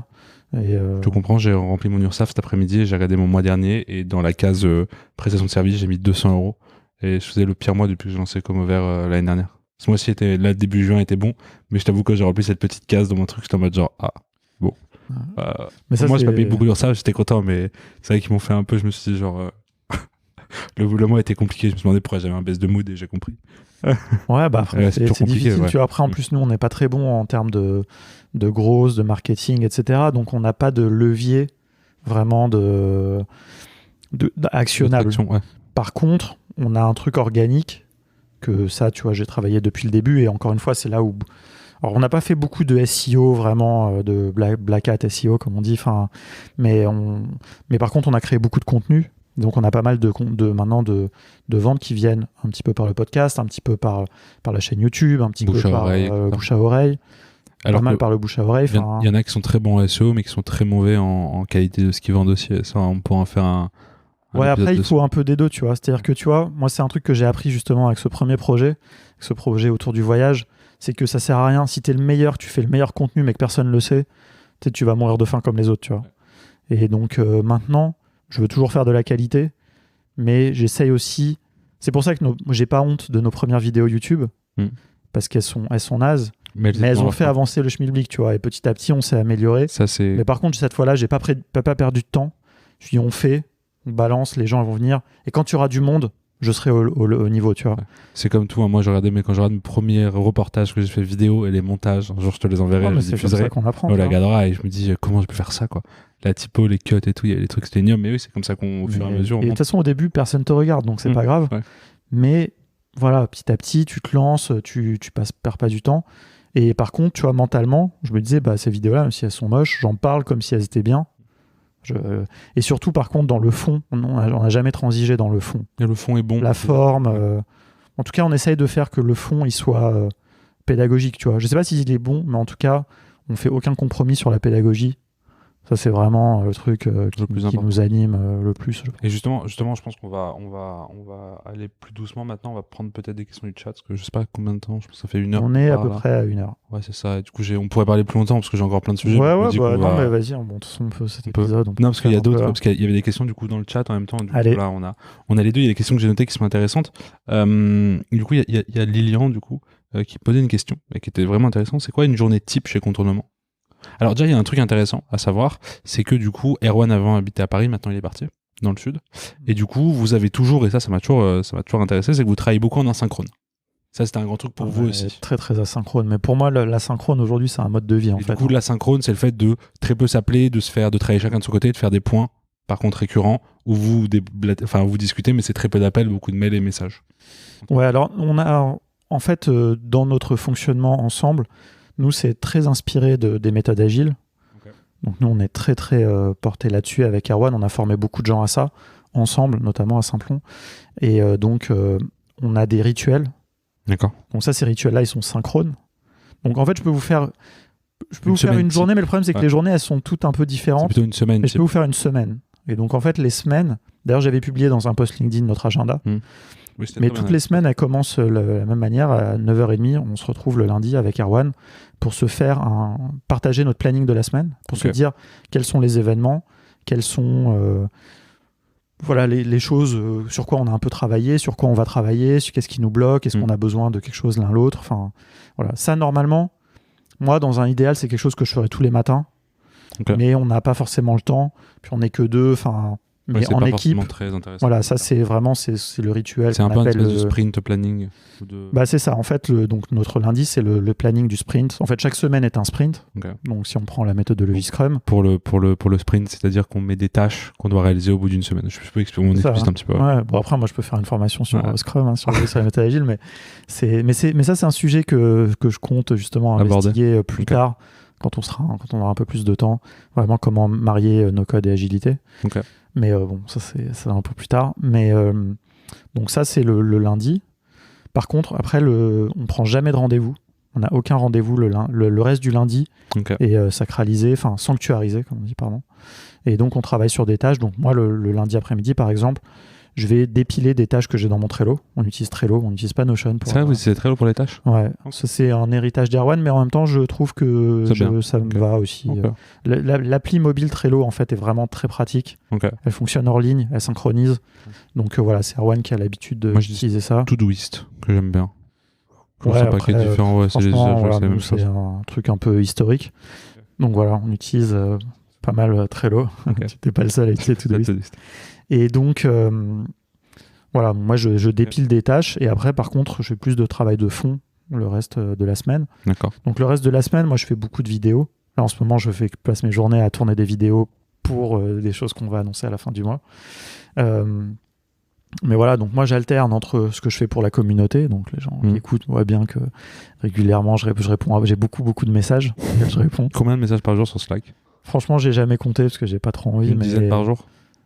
Plus ? Ouais, j'interagis avec une dizaine de personnes différentes chaque jour, au minimum. Ouais. LinkedIn, beaucoup de messages ou pas ? Pas mal, un peu moins qu'Erwan, je pense, mais j'en ai aussi quand même pas mal. Moi, je les traite très au fur et à mesure. Tu réponds à tout le monde sur LinkedIn ? Ouais. Okay. Et j'accepte tout le monde. J'accepte tout le monde avec une automatisation, avec un Phantom Buster. Okay. Parce que je m'en fous, en fait. Et par contre, quelqu'un qui me saoule, beaucoup de messages automatisés sur LinkedIn ? Ouais, un peu, mais en fait, il y en a moins en ce moment, je trouve. Ah, moi, j'en ai beaucoup en ce moment. Surtout, c'est des trucs très peu ciblés, vraiment. On me propose des trucs pour du... Enfin, vraiment, ça me... Bref, ouais, je trouve qu'on les voit... En fait, tu vois, le truc, c'est que, tu sais, moi, je trouve Les que sens ça te fait du rapidement. reach, tu vois, d'accepter les gens, tu vois. Oui, non, c'est vrai, non, c'est vrai. Ouais. C'est un peu con, mais Mm. tu sais, des fois, il y a des gens intéressants aussi. Enfin, bref, je m'en fous. Il y a tout. Donc, voilà, je sais pas. Enfin, ouais, j'ai pas mal de. Par contre, c'est vrai que je prends plus du tout depuis plusieurs mois, depuis le début de l'année, quasiment aucun rendez-vous synchrone. Ok. À part nos créneaux d'office hours, tous les mardi, lundis et mercredis. Ah oui, ça j'ai oublié. Bon, bref, je vais pas faire le calendrier. C'est mardi et vendredi les office hours, non? En fait, ça a changé maintenant. Ah, ça a changé, ok. En fait, maintenant, Je vais c'est. mettre à jour dans les slides du coup, parce que moi j'ai encore l'ancien. Ah ouais, non, c'est le lundi. En fait, on a étalé, parce que moi, en fait, avant, je passais tous mes vendredis après-midi à faire ça, et maintenant, Ok. j'ai étalé. Voilà. Donc, le lundi, 2 créneaux. Ok. Erwan, il a 2 créneaux le mardi. Moi, j'ai encore 2 créneaux le mercredi. Beaucoup de demandes pour les office hours? Ah, c'est toujours plein 3 semaines en avance. Ça, c'est un des trucs qui me surprend vraiment, mais. Bon créneau c'est- aussi, les office hours. Donc, Et j'ai jamais voulu les faire payantes, les office hours. alors, en fait, on a un créneau de 30 minutes. Payant. Ouais, qui est payant. Au début, d'ailleurs, c'était. Je vais livrer un peu les. Enfin, c'est du business, hein, mais au début, c'était 40 minutes à 49 euros. Ouais. Après, c'est devenu 40 minutes à. Après, c'est devenu 30 minutes à 49 euros. Et maintenant, c'est 30 minutes à 79 euros. Moi je suis à 20 minutes à 30 euros. Ouais, bon. C'est... Ouais. Mais non, mais je pourrais augmenter du coup. c'est- Non, mais après, tu vois, et Ouais. le truc, c'est qu'en fait, nous, ça nous prend trop de temps. C'est un truc Oui, qui n'est mais pas du c'est tout ça, rentable. Moi ça je le comprends totalement. Et donc, on a laissé l'option quand même parce que de temps en temps, il y a des gens. En fait, en gros, ce que ça te permet, c'est d'avoir 30 minutes assurées quand tu veux, en dehors des créneaux. Sur un, ouais. Et voilà. Et nous, en fait, en général, on dépasse. Enfin, c'est moi surtout. C'est que moi qui fais ces créneaux-là. Je dépasse toujours un peu. Parce que tu peux pas dire. Mais, Enfin, c'est compliqué de dire à la personne. Ok, c'est bon, ça fait 30 minutes. Ouais, salut. voilà. Après, les gens jouent le jeu. Hein. Très franchement, les gens, ils abusent jamais. Mais moi, j'ai envie que les gens, ils en aient pour leur argent. Souvent, les projets, ils m'intéressent. Enfin, voilà. Et du coup, c'est quoi vos office hours? C'est des conseils? Ou c'est de la prod? C'est toujours pareil, c'est du conseil. Non, c'est. En fait, c'est 80%, c'est du conseil. C'est mise en relation. En fait, c'est du conseil, genre quels sont. Quels outils pour faire. Quels outils pour faire mon projet. En gros, 80%, on répond à ça. D'accord. Bon, moi, j'aime bien, ça me challenge, même si. C'est souvent quoi? 60-70%, c'est je réponds Bubble, faites le bootcamp de Thibaut. Mais parce que très franchement, c'est juste la meilleure solution, tu vois. Enfin, là, je le dis publiquement, hein, mais ça, honnêtement, enfin, la plupart des gens. Pour n'importe quel projet. Ouais. Non, pas pour n'importe quel projet, attention. Bah non, Oui, parce que là, non, sinon, mais- ça voudrait dire, tu vois, que je dis toujours le même conseil. Non, le problème, c'est que la plupart des gens veulent faire la même chose. C'est ça le truc. Ok. La plupart des gens veulent faire des C'est plateformes intéressant, d'intermédiation, faire des Ouais. marketplaces, etc. Et pour ça, la meilleure solution, c'est de faire un bootcamp de Bubble. C'est même pas tant la question de Bubble en réalité. C'est le format de 3 semaines qu'ils font chez Auto. En fait, il est parfait parce que une semaine, tu apprends à faire du Bubble. Enfin là, je vais répéter ce que je dis à chaque fois, mais c'est une semaine, tu apprends à faire du Bubble. La deuxième semaine, tu fais une marketplace. Dans 80% des cas, Tu dois faire une marketplace derrière. c'est ce que les gens y font. Et en plus, les marketplaces, ce que les gens, je pense, ne comprennent pas forcément, c'est que pédagogiquement, ça te permet de voir tous les concepts fondamentaux de la programmation et du web. Et des possibilités de bubble aussi. Et absolument. Et après, la troisième semaine, tu fais ton projet. Ouais, donc, c'est tu très vois, bien. à la fin des 3 semaines, tu es sûr d'avoir ton MVP et en plus de pouvoir le faire évoluer et le maintenir. Et franchement, je trouve que le tarif est quand même faible. Enfin, je trouve qu'ils sont quand même assez cool en termes de tarifs. Quand tu vois aujourd'hui des Ouais. formations qui sont quand même chères, je trouve que c'est 900 euros, 700, c'est 900 euros, 700 euros, je crois. Ouais, ça dépend si tu es en CPF Ouais. ou pas. Mais Mais je trouve que c'est quand même assez accessible sur 3 semaines, surtout avec l'expérience qu'ils ont, la communauté et surtout leur réseau en fait. Et je trouve que c'est ça aussi. exactement, tu vois, moi aujourd'hui. c'est ça que je dis aux gens, c'est que vous allez être dans une cohorte et à la fin, en plus vous ferez partie d'une communauté quand vous avez des questions sur Bubble. Ils sont Alors là, certes, il y a le Slack No Code France, mais sur le Discord de Auto, c'est le meilleur endroit en France aujourd'hui pour Bubble. poser une question sur Bubble. Donc, D'ailleurs, est-ce que tu penses que parce que là, du coup, ils ont sorti Adalo. Aujourd'hui, Thibaut, ils ont un bootcamp sur Adalo. Tu penses qu'il y a d'autres outils où il y a des bootcamps intéressants? Est-ce que tu pourrais faire un bootcamp Webflow sur 3 semaines? ah bah oui, je pense que Théo devrait le faire un Je jour. devrais lancer un. Je suis pas sûr bootcamp. qu'il faudrait 3 semaines. Par contre, ce que je pense, c'est que dans ce bootcamp, il faudrait qu'il y ait du design Ouais. et qu'il y ait du HTML et du CSS. Ok. Mais Et en gros, la formation init de Théo, il pourrait la faire sous la forme d'un bootcamp. C'est vrai. D'ailleurs, je pense que c'est pas une des seules, mais c'est la meilleure formation Webflow aujourd'hui qui existe. Il n'y en a pas beaucoup. C'est pas formations la Webflow. seule, mais je pense que c'est la meilleure Ouais, aussi. il y en a pas effectivement. beaucoup. Ouais. On est un peu partie prenante, mais. Non, mais pour le point, tu vois. Mais oui, non, très franchement, je veux dire, c'est parce que encore une fois, ce que tu achètes, c'est pas que la formation, C'est lui c'est aussi. le là. Slack, c'est l'accès à Théo, c'est l'accès à des missions, c'est l'accès à une communauté. Enfin, c'est un truc On hallucinant. pourrait faire un bootcamp Glide ou pas? Je suis pas très sûr. Aussi, quoi qu'on pourrait faire une semaine sur Glide, c'est vraiment. Mais Moi, je pense qu'on peut faire. En fait, le bootcamp bootcamp, sur c'est une tout. modalité, Ouais, tu ça vois. va, ouais. La formation qu'on a fait sur Glide, je pense très sincèrement qu'elle est bonne. On a eu très bons retours. Et la faire sous la forme d'un bootcamp, tu vois, nous, on a des gens qui nous contactent, notamment dans ces office hours, qui nous disent oui, mais et quand est-ce que la formation, on peut la faire en présentiel? Je dis bah non, nous, désolé, on fait que de la synchrone, machin, j'explique les modalités. Et les gens, ils me disent oui, mais moi, si je peux pas être dans une salle ou si j'ai pas une heure, j'y arrive pas tout seul et tout. Je dis bah je suis désolé, nous, c'est le truc qu'on a choisi, mais tu vois, il y a un marché pour tout, quoi. Ouais. Il faut juste trouver la bonne formule et il faut pas oublier qu'un bootcamp, c'est pas juste tu vois, les cours, etc. C'est la cohorte, c'est ce que tu vas avoir en dehors, l'animation. Tu vois, enfin, donc, ouais. Il y a un truc cool en même temps, parce que ça m'a amené sur une autre question qu'elle a dedans. Pardon. Qui est dans le chat. Qui est dans le chat, dans ce beau chat. Qui est Lilian qui pose cette question. Comment vous choisissez vos formations? C'est vrai que c'est intéressant en fait. Nous, la formation Glide, on en avait discuté. Voilà, et puis je me sentais bien de la faire avec vous. Parce qu'on on avait créé une relation aussi par rapport à ça. Vous vous dites, c'est des demandes qui viennent. Parce qu'en fait, ce qui est intéressant, enfin, je sais pas, c'est des trucs, mais vous n'avez pas de formulaire où les gens peuvent dire je veux tel outil. En même temps, vous couvrez quand même beaucoup d'outils, enfin, peut-être 80% des outils no-code aujourd'hui qui. Bon, il y en a beaucoup des outils no-code. Oui, mais des plus gros outils no-code. Aujourd'hui, vous avez Airtable, Zapier, Doric, Adalo, Glide. Notion, Typeform. En fait, ça fait quand même Squarespace. Il y a un petit truc sur Squarespace sur l'e-commerce. Ouais, mais il y a quand même on va dire sur les 5 plus gros outils, vous les avez tous, sauf Webflow. Mais Webflow, vous l'avez en partenariat avec Théo et vous n'avez pas Bubble. Mais parce que je pense que vous ferez jamais du Bubble. Enfin, je veux pas m'avancer, mais je pense que c'est pas votre créneau non plus. Non, pas. Enfin, c'est pas l'idée, c'est pas assez. Mais encore une fois, tu vois, c'est des discussions aussi qu'on a eues avec Thibaut. Enfin. Du coup, on peut teaser un petit peu ce qui. J'ai pas rigoler, mais après je vais me faire. De teaser quoi? Je sais pas, le futur un peu de contournement. Bah non, mais pour répondre à ta question, et ça va teaser un peu le futur, nous en fait c'est assez opportuniste. Okay. C'est-à-dire, moi, quand je rencontre quelqu'un d'intéressant qui est expert d'un outil, je lui dis toujours, parce que tu vois, tu dis c'est toi qui nous as proposé, mais je pense que je t'avais proposé avant, tu vois, de faire la formation à Glide. Tu vois, au début tu voulais pas. Ouais. Tu vois, parce que je dis tout, moi je balance. Non, mais c'est vrai. Je regrette pas, mais sachez que ça a été compliqué. Ça a été très compliqué cette formation. D'ailleurs, tu vois, je dis maintenant aux gens justement à qui je suis en contact, demandez à Stan pour avoir une vraie vision de ce que ça implique de faire une formation. Demandez à Stan un témoignage. Il faudrait que je retourne des vidéos en vrai parce que j'ai pas été. Enfin, j'ai souvent one shot les vidéos. Il y a plein, tu vois, il y a des trucs. Mais les premiers retours que j'ai eu, je les ai pas mal pris. Mais j'ai eu des retours qui étaient mais qui étaient bien, tu vois, qui étaient hyper justes, etc. C'est vrai que ça m'a fait un peu de mal quand même parce qu'il y avait des retours. Kevin, si tu te. Ouais, Kevin, quand j'ai lu tes trucs, mais c'était bien, tu vois, je trouvais ça hyper cool et c'était génial les retours que t'as pu faire. Mais c'est vrai que quand je les ai lus au début sur le pied, j'étais en mode genre, ah oui, ok.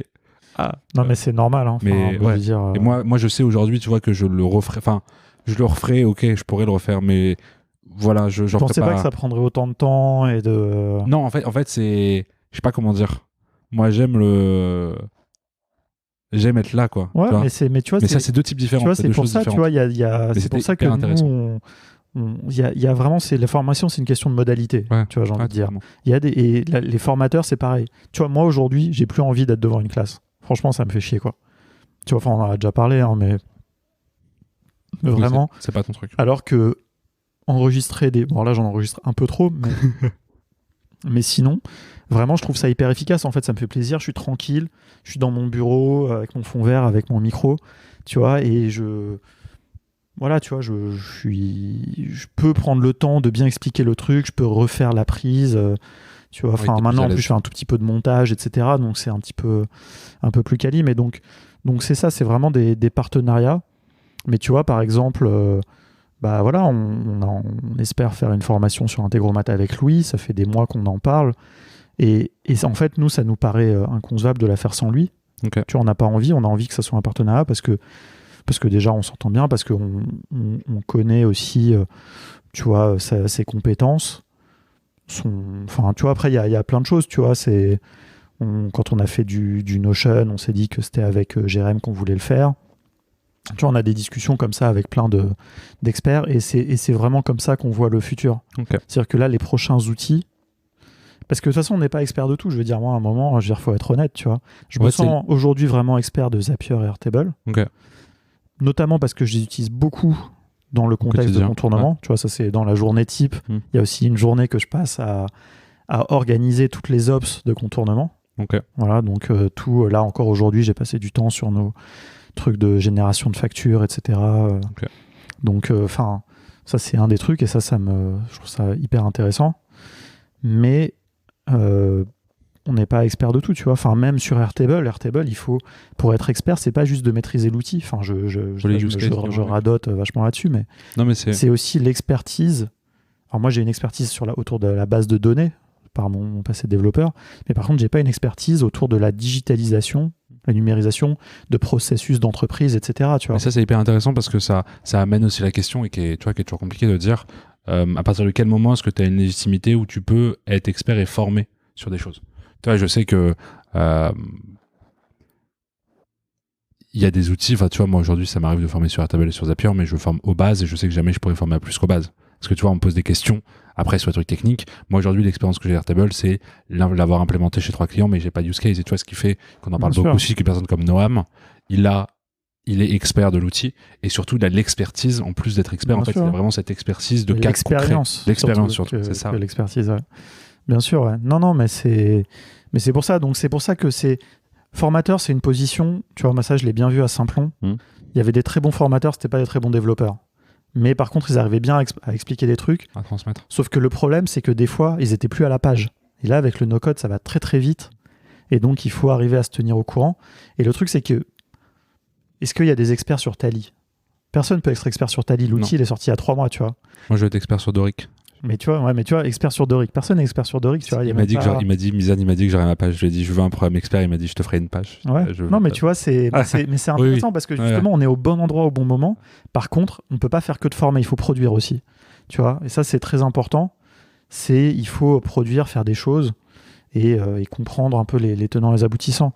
Donc, moi je vois que Glide, je fais beaucoup plus, là je vois de mes dernières créations, je fais beaucoup plus d'applications pour des formations que d'applications pour des clients ou pour moi perso, tu vois. Je continue toujours pour essayer de me mettre à la page sur plein de trucs. Je sais qu'aujourd'hui l'outil que j'utilise le plus, c'est Zapier et c'est Doric. Doric, j'utilise au moins une fois par jour.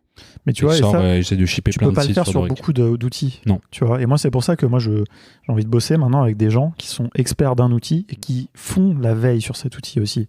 C'est pas juste qu'ils sont un expert à un instant T, c'est qu'ils vont suivre, qu'on va pouvoir mettre à jour les formations. Tu vois, Glide, ça t'attend forcément tôt ou tard. Tu vois, s'il y a des nouvelles fonctionnalités qui sont intéressantes, qu'on veut mettre dedans. Mais je les spot pas toutes. Moi, la communauté aide beaucoup aussi, parce que parfois je spot des communautés, parce il y a le staging, etc. Donc je découvre souvent en live, je découvre des nouvelles fonctionnalités. Mais sinon, c'est vrai que la communauté en font remonter beaucoup, quoi. Mais là, ce qui est cool, c'est qu'ils ont lancé un programme expert, et du coup, alors je sais pas si je dois en parler, on s'en fout. On est entre nous. Là, Ils ont un programme d'expert. En fait, on a une application Glide perso où on peut faire remonter des features. Et en fait, il y a au moins chaque feature qu'on fait remonter, pour lequel le cercle d'experts certifiés vote, va être mis en production. Du coup, là, bientôt, il y aura un système, un clic droit qui permettra de supprimer tous vos composants en un seul coup. Okay. Et en fait, une fois par semaine, on a le droit de donner une fonctionnalité. Non, une fois toutes les 2 semaines, on peut donner une fonctionnalité, on peut voter pour une fonctionnalité qui sera développée par Glide. Et ça, c'est vrai que c'est un beau process, et je trouve ça hyper intéressant de rentrer ça et d'avoir ça, quoi. Mais parce qu'ils sont hyper à l'écoute aussi des experts et des expertes au sein de Glide. Donc ça, c'est assez cool. Donc si vous avez des envies de features sur Glide, alors évidemment, si vous demandez les notifications push, ce sera impossible parce que c'est iOS qui veut pas. Mais voilà, il y a des possibilités, il y a des features qui sortiront. Et là, ils vont shipper quand même pas mal de trucs. Enfin, ils vont sortir, pas mal de trucs intéressants. Cool. Ouais, bon. Et je vois qu'il y a enfin, c'est pas vraiment une question, mais une remarque de Xavier qui dit que ça serait marrant de voir nos formations sur Open Classroom. En fait, il faut savoir que Open Classroom, on les a contactés. En fait, Open Classroom, c'est un fonctionnement assez particulier. Okay. Et on les a contactés pour leur parler de no-code il y a 2 ans. Un peu moins, voilà, parce que Erwan connaît assez bien un des cofondateurs. Et ils nous ont dit texto que ça les intéressait pas. Okay. Donc je pense qu'un jour, ils vont s'en mordre les doigts. Et enfin, moi, pour vous dire très franchement, hein, c'est pour ça que je rebondis sur ce point, c'est que moi, je suis en train de me demander si on devrait pas devenir le Open Classroom du no-code, tout simplement. Tu vois, voilà, en toute humilité, tu vois. Mais très franchement, déjà, c'est aussi un petit peu par fierté. C'est vrai que moi, ça m'énerve un peu, tu vois, quand tu vois le mec qui nous a dit vraiment littéralement, j'ai pas le temps pour vous, tu vois. Enfin, oui, c'est un peu convoqué, tu vois. Donc, on vient t'amener un truc sur un plateau. Donc voilà. Et donc en fait, c'est vrai que je me dis, tu vois, après Open Classroom du no-code, ça veut un peu tout rien dire, mais dans une volonté, et on va un petit peu commencer à tester ça cet été, je pense. Okay. Mais voilà, ça c'est un petit peu des choses qu'on va un petit peu teaser, tu vois, enfin, qu'on va un peu tester en mode MVP, quoi. Okay. Mais un peu une plateforme où on va référencer les meilleures formations. Okay. et où nous, on sera impliqués d'une manière ou d'une autre. Dans ces formations. Ouais, dans ces formations, ou au moins qu'on les aura validées, ou je sais pas, et un petit peu amener ça. Voilà, parce que voilà, nous ce qu'on a envie, c'est vraiment d'être des experts sur la formation aux outils no-code. Je pense qu'on a maintenant gagné cette légitimité-là, et donc on ne veut pas se disperser. Par contre, on doit grandir et croître et trouver des nouvelles choses, et on ne peut pas vendre toute notre vie juste quelques formations, quoi. Est-ce qu'un rapprochement ou une coordination, même un engloutissement de Auto.fr et de Contournement est un jour envisageable sur les questions que j'ai déjà posées, mais Non, mais franchement, on ne sait jamais de quoi l'avenir est fait. Mais je pense qu'on a des manières de fonctionner très différentes quand même. Et une formation commune? Une formation commune, très franchement, c'est un secret de Polychinelle, mais on a déjà imaginé une, quoi. Okay. On en avait imaginé une, okay. Sur Bubble, évidemment, qui n'a pas abouti. C'était pas, voilà, après c'est nous, surtout qui avons un peu changé de focus, etc. Okay. Mais il n'est pas dit que le futur. Moi, en tout cas, je vais laisser la porte ouverte à Thibaut, mais non, on fera des choses ensemble. Mais en fait, on fait déjà des choses ensemble, comme je disais tout à l'heure. De toute façon, nous, on a des relations qui se matérialisent aussi par de l'affiliation. Je le dis, je veux dire, c'est pas transparent là-dessus. Je l'ai jamais utilisé chez vous d'ailleurs. J'ai un lien, mais je l'ai jamais utilisé. Mais il faut pas hésiter. Nous, on est très content de rétribuer les gens qui ont envoyé des gens chez nous. Et de la même manière, on est très content de aussi recevoir quelque chose quand on envoie des gens.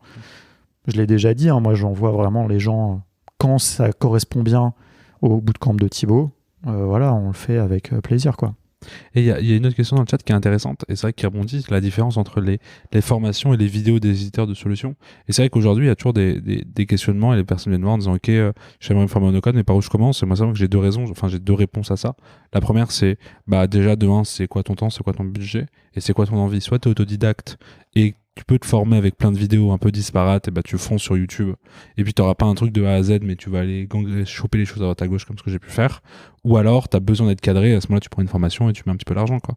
Surtout qu'aujourd'hui, tu vois, j'en discutais, vos formations, ça présente une somme d'argent, mais je veux dire, comparé à ce que la puissance que ce que tu peux faire derrière, c'est un investissement qui est intéressant quand même, tu vois. Si aujourd'hui tu peux te dire que pour 200 € tu peux faire un MVP, c'est quand même intéressant, et du temps, évidemment. Je pense que, ce que tu dis, après je vais répondre à la question, c'est vrai que c'est une question très intéressante, mais nous, je pense que nos formations, elles sont d'autant plus rentables que, surtout maintenant, et ça c'est vraiment un des trucs majeurs de cette fin de mois, c'est que vraiment on s'axe sur les opérations, sur les ops, et que franchement, maîtriser Zapier, Airtable... Toujours du teasing. Ouais, non mais bon, tout ça va devenir plus clair, mais on n'a pas envie de trop en dire parce qu'on est encore en train de raffiner certaines choses. Mais l'automatisation, je veux dire, littéralement, ça te fait gagner de l'argent, tu vois. Ça te fait gagner du temps, donc de l'argent. Et voilà. Faire des MVP, faire des produits, c'est pas... Ouais, on va se faire embarquer. Non, mais c'est quand même, t'entends bien le... Ouais, toujours. C'est peu importe où je vais, les sirènes des pompiers et de police, monsieur.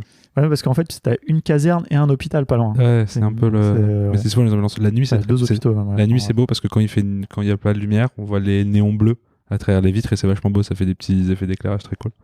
Bon, je vais quand même répondre à la question parce que du coup, entre la différence entre les formations et les vidéos des éditeurs, en fait, c'est que les vidéos des éditeurs, elles sont de qualité très variable. Et ça, je dis pas ça parce que nous, on fait des formations, parce qu'après, j'ai un deuxième point là-dessus. Les meilleurs étant notamment Webflow et Glide. La Webflow University. Incroyable. C'est incroyable. Mais ils sont 10, ou ils sont 5, je crois, ou 5 aussi. Mais c'est une équipe, effectivement, à part entière, c'est un budget, etc. Donc, si tous les éditeurs no-code avaient les moyens de faire ça, ce serait incroyable.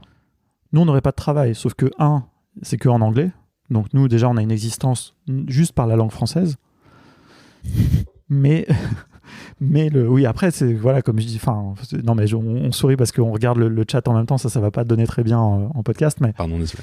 Mais c'est vraiment très variable. Glide aussi, c'est remarquable, mais Glide, par exemple, ça va pas très loin. Et c'est plus à jour surtout. Et c'est plus à jour. Là, quelqu'un qui m'a demandé, me dit je comprends pas, je regarde les vidéos, mais je comprends pas trop l'interface. Ça, c'est un autre problème. À la limite, les éditeurs, ça, c'est ceux qui sont le plus à même de tenir à jour, donc ça, il n'y a pas de différence. Sur Glide, ils ont toujours pas fait leur mise à jour. Toutes leurs vidéos, c'est énormément de travail. C'est un travail colossal. Mais c'est beaucoup de toute façon, ça, c'est un détail de forme, tu vois, parce que, mais je veux dire, Jack, il explique très bien. En plus, ils font du motion design, etc. Donc leurs trucs sont très quali. Ouais. Par contre, ça va pas très loin. Ils expliquent que les fondamentaux. Nous, dans notre formation à Glide, on va énormément, on va plus loin. Enfin, Jack, il nous l'a dit. littéralement, c'est la formation que j'aimerais faire, une formation complète. Mais surtout, les éditeurs vont souvent, alors ça dépend peut-être pas Webflow, mais sur les éditeurs, ils vont souvent sur les fonctionnalités. Par exemple, si tu prends Glide, il t'explique la fonctionnalité ou à quoi sert tel type de colonne, mais t'as pas forcément de mise en pratique en fait. Et tu vois que t'as vraiment, genre, il t'explique juste comment ça fonctionne, et après, c'est à toi derrière d'aller imaginer ça. Donc c'est vrai qu'en fait, sur la question des formations, je pense que t'as aussi le fait d'avoir, et notamment sur les formations Glide et même contrôlement, d'avoir des exercices et d'avoir un but en fait. Et ça, justement, attention, parce que tu vois, justement, c'est là où toutes les formations ne se valent pas. Oui, tu vois. bien sûr. Et nous, la manière dont on fait les formations, moi, j'estime que sur certains, c'est nous qui les faisons mieux. Hein. Mais encore une fois, ça c'est mon jugement, en plus c'est biaisé, mais il y a des gens pour qui il y a différents types de pédagogie en fait. Ouais, nous, on a notre ça. pédagogie. Et donc, elle est différente de celle des éditeurs, parce que nous aussi, on fonctionne pas mal par les fonctionnalités, mais les fonctionnalités, on les met toujours en contexte, et en plus, on les met en pratique. Donc, c'est cette dualité qui fait qu'à la fin, non seulement tu as compris comment le truc il marche, d'un point de vue fonctionnel dans l'outil, mais en plus, vraiment, tu sais l'utiliser, et en plus, tu sais ce que tu vas pouvoir faire avec, quoi. Ça t'inspire. Donc c'est ça vraiment la différence, c'est essayer vraiment de trouver, nous c'est pour ça qu'on a des projets fil rouge, qu'on a plein d'exercices, mais il y a des formations qui sont où il n'y a pas de mise en pratique. Hein. Ouais. Oui, et il y a des formations où c'est que de la mise en pratique avec des clones. Tu vois, nous, notre pédagogie, franchement, elle n'est pas innovante, elle n'est pas révolutionnaire. Par contre, elle est propre à notre manière de faire. Elle est unique, en tout cas dans l'écosystème. Et voilà, elle nous ressemble. Et il y a plein de gens qui aiment bien. S'il y en a qui n'aiment pas, c'est pas grave. Il y a plus de gens, il y a de plus en plus de monde qui arrive sur le live. Et je pense que c'est dû notamment au fait que les bars doivent fermer. Donc tout le monde a dû rentrer chez soi. Ah oui, c'est vrai qu'on va arriver. On va arriver au couvre-feu 22h42. Oui, c'est vrai. Bon, on continue un petit peu. Alors. On avait une petite question que je trouve intéressante. Est-ce qu'il existe une formation de no-codeur full stack, genre BDD, outils no-code d'automatisation? Oui, chez vous, d'ailleurs. On peut conclure le podcast si tu veux, d'ailleurs. Et on peut non, mais c'est pas grave. De toute façon, c'est pas... C'est ok. Mais j'ai fait un épisode qui dure 2h45, ouais. Donc je pense que... Il y a une formation, vous avez une formation de développeur sous full stack, enfin no-codeur full stack. Ouais, mais c'est pas une vraie formation, en réalité. C'est un pack de formation qu'on va d'ailleurs arrêter. Okay. Ça, je le dis pour les gens qui écoutent, c'est le moment de l'acheter parce qu'on va l'arrêter d'ici 2 semaines.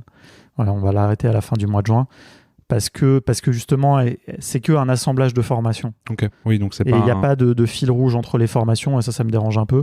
Peut-être qu'un jour on fera un bootcamp full stack. Ok. Voilà, ça c'était le bootcamp qu'on voulait faire à la base. Maintenant, je pense qu'on le ferait vraiment bien. Voilà, ça c'est, je sais pas, dans 1 an, dans 2 ans, peut-être jamais, peut-être. Écoute, non, je pense qu'on a quand même, on pourra continuer, on pourra rester un petit peu sur le live, mais je pense qu'on a quand même abordé pas mal de sujets, pas mal de thématiques quand même, autour de, voilà, autant toi perso que toi dans la vie, toutes tes expériences, etc. Non, on a déjà fini par, j'allais dire, on fait un petit portrait chinois, on a déjà fini par un portrait chinois. Dans l'épisode précédent avec Erwan. Je sais pas s'il y avait je dirais pas un mot de la fin. L'outil qui t'a le plus déçu cette année? Non, mais en plus, je souris, enfin, je rigole comme si j'avais un truc en tête qui me venait immédiatement, mais en fait, pas du tout. Ok. Et l'outil un outil qui n'existe pas, que t'aimerais qu'il soit là? L'outil dont tu rêves, plutôt. L'outil dont je rêve... un outil... moi, je rêve mais ça va arriver bientôt, donc c'est un rêve pas très... puis c'est pas très... mais du truc qui sera parfaitement entre Doric et Bubble, quoi. Ok. Donc, est-ce que ça sera WeWeb? Est-ce que ça sera Softer? Est-ce que ça sera YCode? Est-ce que ça sera Builder? Je sais pas. Mais je crois dans cette catégorie d'outils, ouais. Mais sinon, après... ouais, non, franchement, je suis pas très inspiré. Enfin, moi, après, non, si, alors je vais dire un truc quand même, parce que pour quand même que ça soit à peu près intelligent pour terminer. En fait, il y a un sujet qui m'intéresse beaucoup en ce moment, c'est le web décentralisé, le web 3. Okay. Tout le monde parle beaucoup des crypto-monnaies en ce moment, etc. Mais en fait, il y a un truc qui est sous-jacent, qui est l'utilisation de ces technos pour du vrai web décentralisé.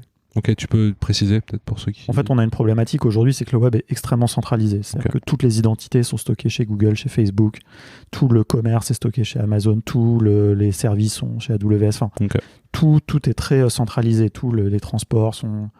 Et donc, il y a effectivement la blockchain, mais il y a en fait différentes choses, parce que la blockchain, c'est un moyen de stocker de la donnée, mais il y a différentes manières de faire, mais en gros, de décentraliser. La blockchain, ça permet de stocker des informations de manière vérifiée, mais c'est pas forcément un truc qui est scalable. Mais il y a des choses qui existent. Par exemple, il y a un token qui s'appelle Filecoin, qui est intéressant, qui a beaucoup pris récemment en valeur. Mais en fait, ce qui est important, ça c'est le dilemme dans la crypto, il y a les gens qui sont là pour la spéculation et puis qui sont là pour la tech. la tech de Filecoin est hyper intéressante. C'est un protocole en dessous qui s'appelle IPFS. Enfin, je vais pas rentrer dans un truc trop technique, mais moi je trouve ça incroyable parce que c'est un système de stockage de fichiers interplanétaire. Tu vois, dans le nom, tu vois, c'est le délire des mecs, c'est ça. Tu vois. Et le token est là pour rétribuer le stockage, etc. Mais voilà, c'est pas normal qu'en fait toutes nos données elles soient dans Drive ou dans Dropbox, tu vois. Il faut que tout ça soit décentralisé, sécurisé. D'ailleurs, vous utilisez Dropbox chez Content Allemand? Plus trop? Non. Ah non, je pensais que vous l'utilisiez. Pas. Ah, je pensais que vous l'utilisiez à un moment. Non, on l'utilise dans nos formations en fait comme un exemple. Mais, ok. Ah, je pensais non, que on l'utilise pas. Non. Peut-être Erwan l'utilise de son côté. Non, je crois pas. Nous, on utilise Drive pour. Qui utilise Dropbox encore aujourd'hui? Bah, énormément de gens. Ouais, je sais, mais c'est marrant. Ouais, je sais, mais plus. C'est très, très grand public, ouais. Mais ok. Donc oui, voilà. Donc moi, je crois beaucoup à la blockchain, au smart contract, à tous ces trucs-là, au Web 3 en fait, vraiment. Et donc, voilà, j'attends pour l'instant, il n'y a pas vraiment d'outils no-code qui permettent de travailler sur ces choses-là. Enfin, il y a même des choses que j'aimerais faire, mais je pense que c'est trop tôt pour No-Code France sur ces sujets-là. Ok. Moi, voilà, j'ai un rêve un peu, je vais le dire comme ça, et puis après on passera à autre chose. Mais non, pas. Moi, franchement, la crypto, je m'en fous, tu vois. Enfin, après, j'ai investi dans des projets, mais vraiment, je ne pense pas spéculer. Par contre, il y a un truc qui s'appelle les DAO. Decentralized Autonomous Organization. Alors aujourd'hui, c'est beaucoup des clubs d'investissement, mais en fait, c'est une manière de fonctionner qui est totalement décentralisée, qui utilise la blockchain pour faire des votes par consensus, etc. Et en fait, moi, je rêve au lieu de faire une asso juste No Code France, tu vois, l'asso, c'est le truc français, enfin voilà, avec un président et tout, franchement, c'est un peu chiant. Un truc vraiment décentralisé, où en fait, chacun a un droit de vote. Dans les DAO, c'est souvent par rapport au nombre de tokens que tu possèdes, mais bon, ça... Et où juste tout le monde peut faire des propositions et ensuite elles sont soumises au vote de l'organisation et les gens votent, etc. C'est un peu le Chiapas no-codien. Ouais, mais tu vois, non, mais c'est vrai, c'est cool. Et tout ça est inscrit dans une blockchain et donc est vérifiable et figé et infalsifiable. Non, c'est bien. Donc voilà, mais je pense que malheureusement c'est trop tôt à mettre en œuvre. Mais voilà, je sais pas s'il y a des gens qui regardent, qui écoutent, vous avez des informations sur ce sujet, pourquoi pas réfléchissons-en. Moi je pense qu'on peut le faire déjà dans un premier temps, même sans blockchain, etc. Mais ça peut être des projets intéressants. Le côté vraiment très décentralisé. La décentralisation, je pense que c'est très important dans notre futur. Et pour l'instant, les outils no-code ne s'attaquent pas vraiment à ce sujet-là. Ouais, c'est vrai.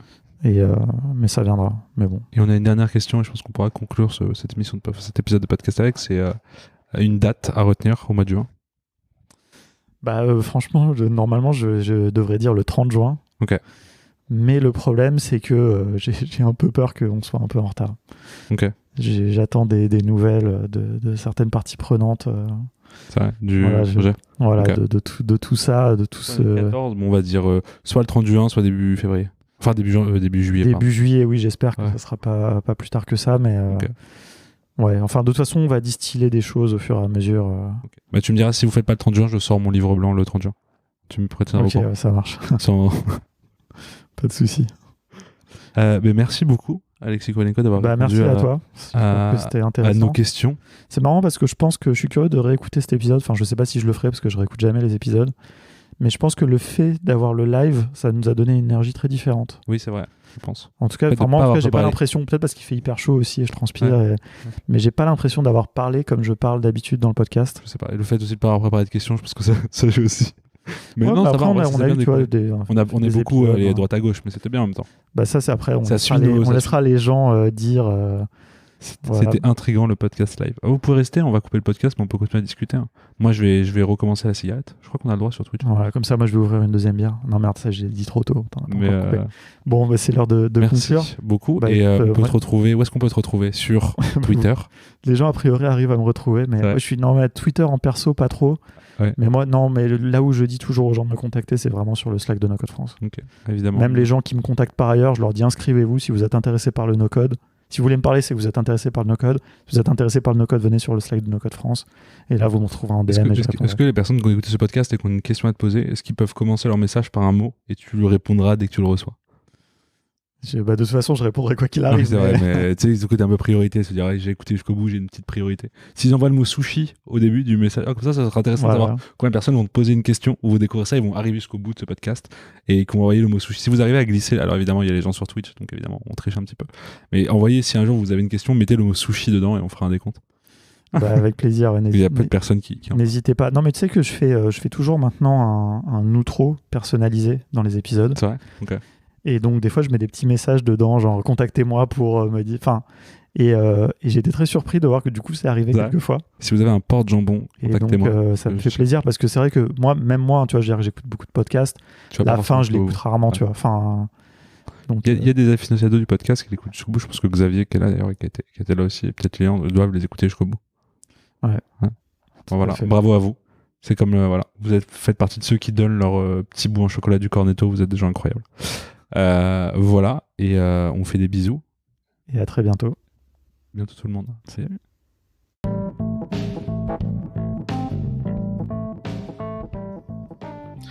Merci d'avoir écouté jusqu'au bout, comme d'habitude. Ça fait vraiment plaisir, d'autant que là, c'est moi surtout qui ai parlé. Donc voilà, ça me fait d'autant plus plaisir. Si ça vous a intéressé, surtout, si vous avez écouté jusqu'au bout, c'est que ça devait pas être trop chiant. Voilà, moi j'ai passé un très bon moment. Je remercie Stan encore une fois de s'être prêté au jeu. Et puis maintenant, je vais le laisser un petit peu tranquille et reprendre les contrôles de ce podcast. Plein de nouvelles choses. On va finir la saison 5 avec un dernier épisode où on parlera encore un peu de contournement, mais on parlera évidemment de no-code, on parlera de Webflow.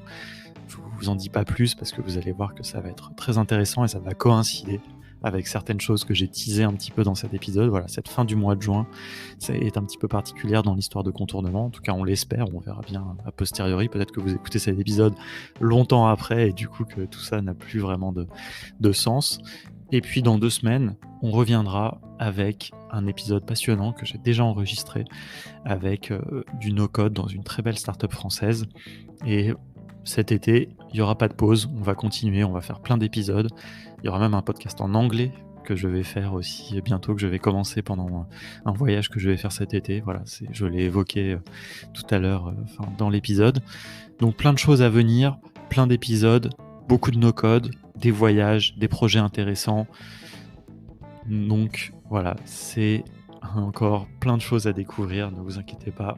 La saison 6 s'annonce tout à fait passionnante, je le pense, je l'espère très sincèrement. À vous de nous dire en tout cas. Donc comme d'habitude, on se retrouve sur le Slack de No Code France, channel podcast contournement pour continuer la discussion, ou en privé si vous le voulez. Voilà, comme l'invité à faire Stan avec le petit mot-clé. Et puis voilà, je serai très content d'échanger avec vous et d'avoir vos retours et de m'aider à continuer à faire ce podcast en me donnant des idées, des inputs pour qu'il soit toujours mieux, toujours plus intéressant. Allez, à très bientôt.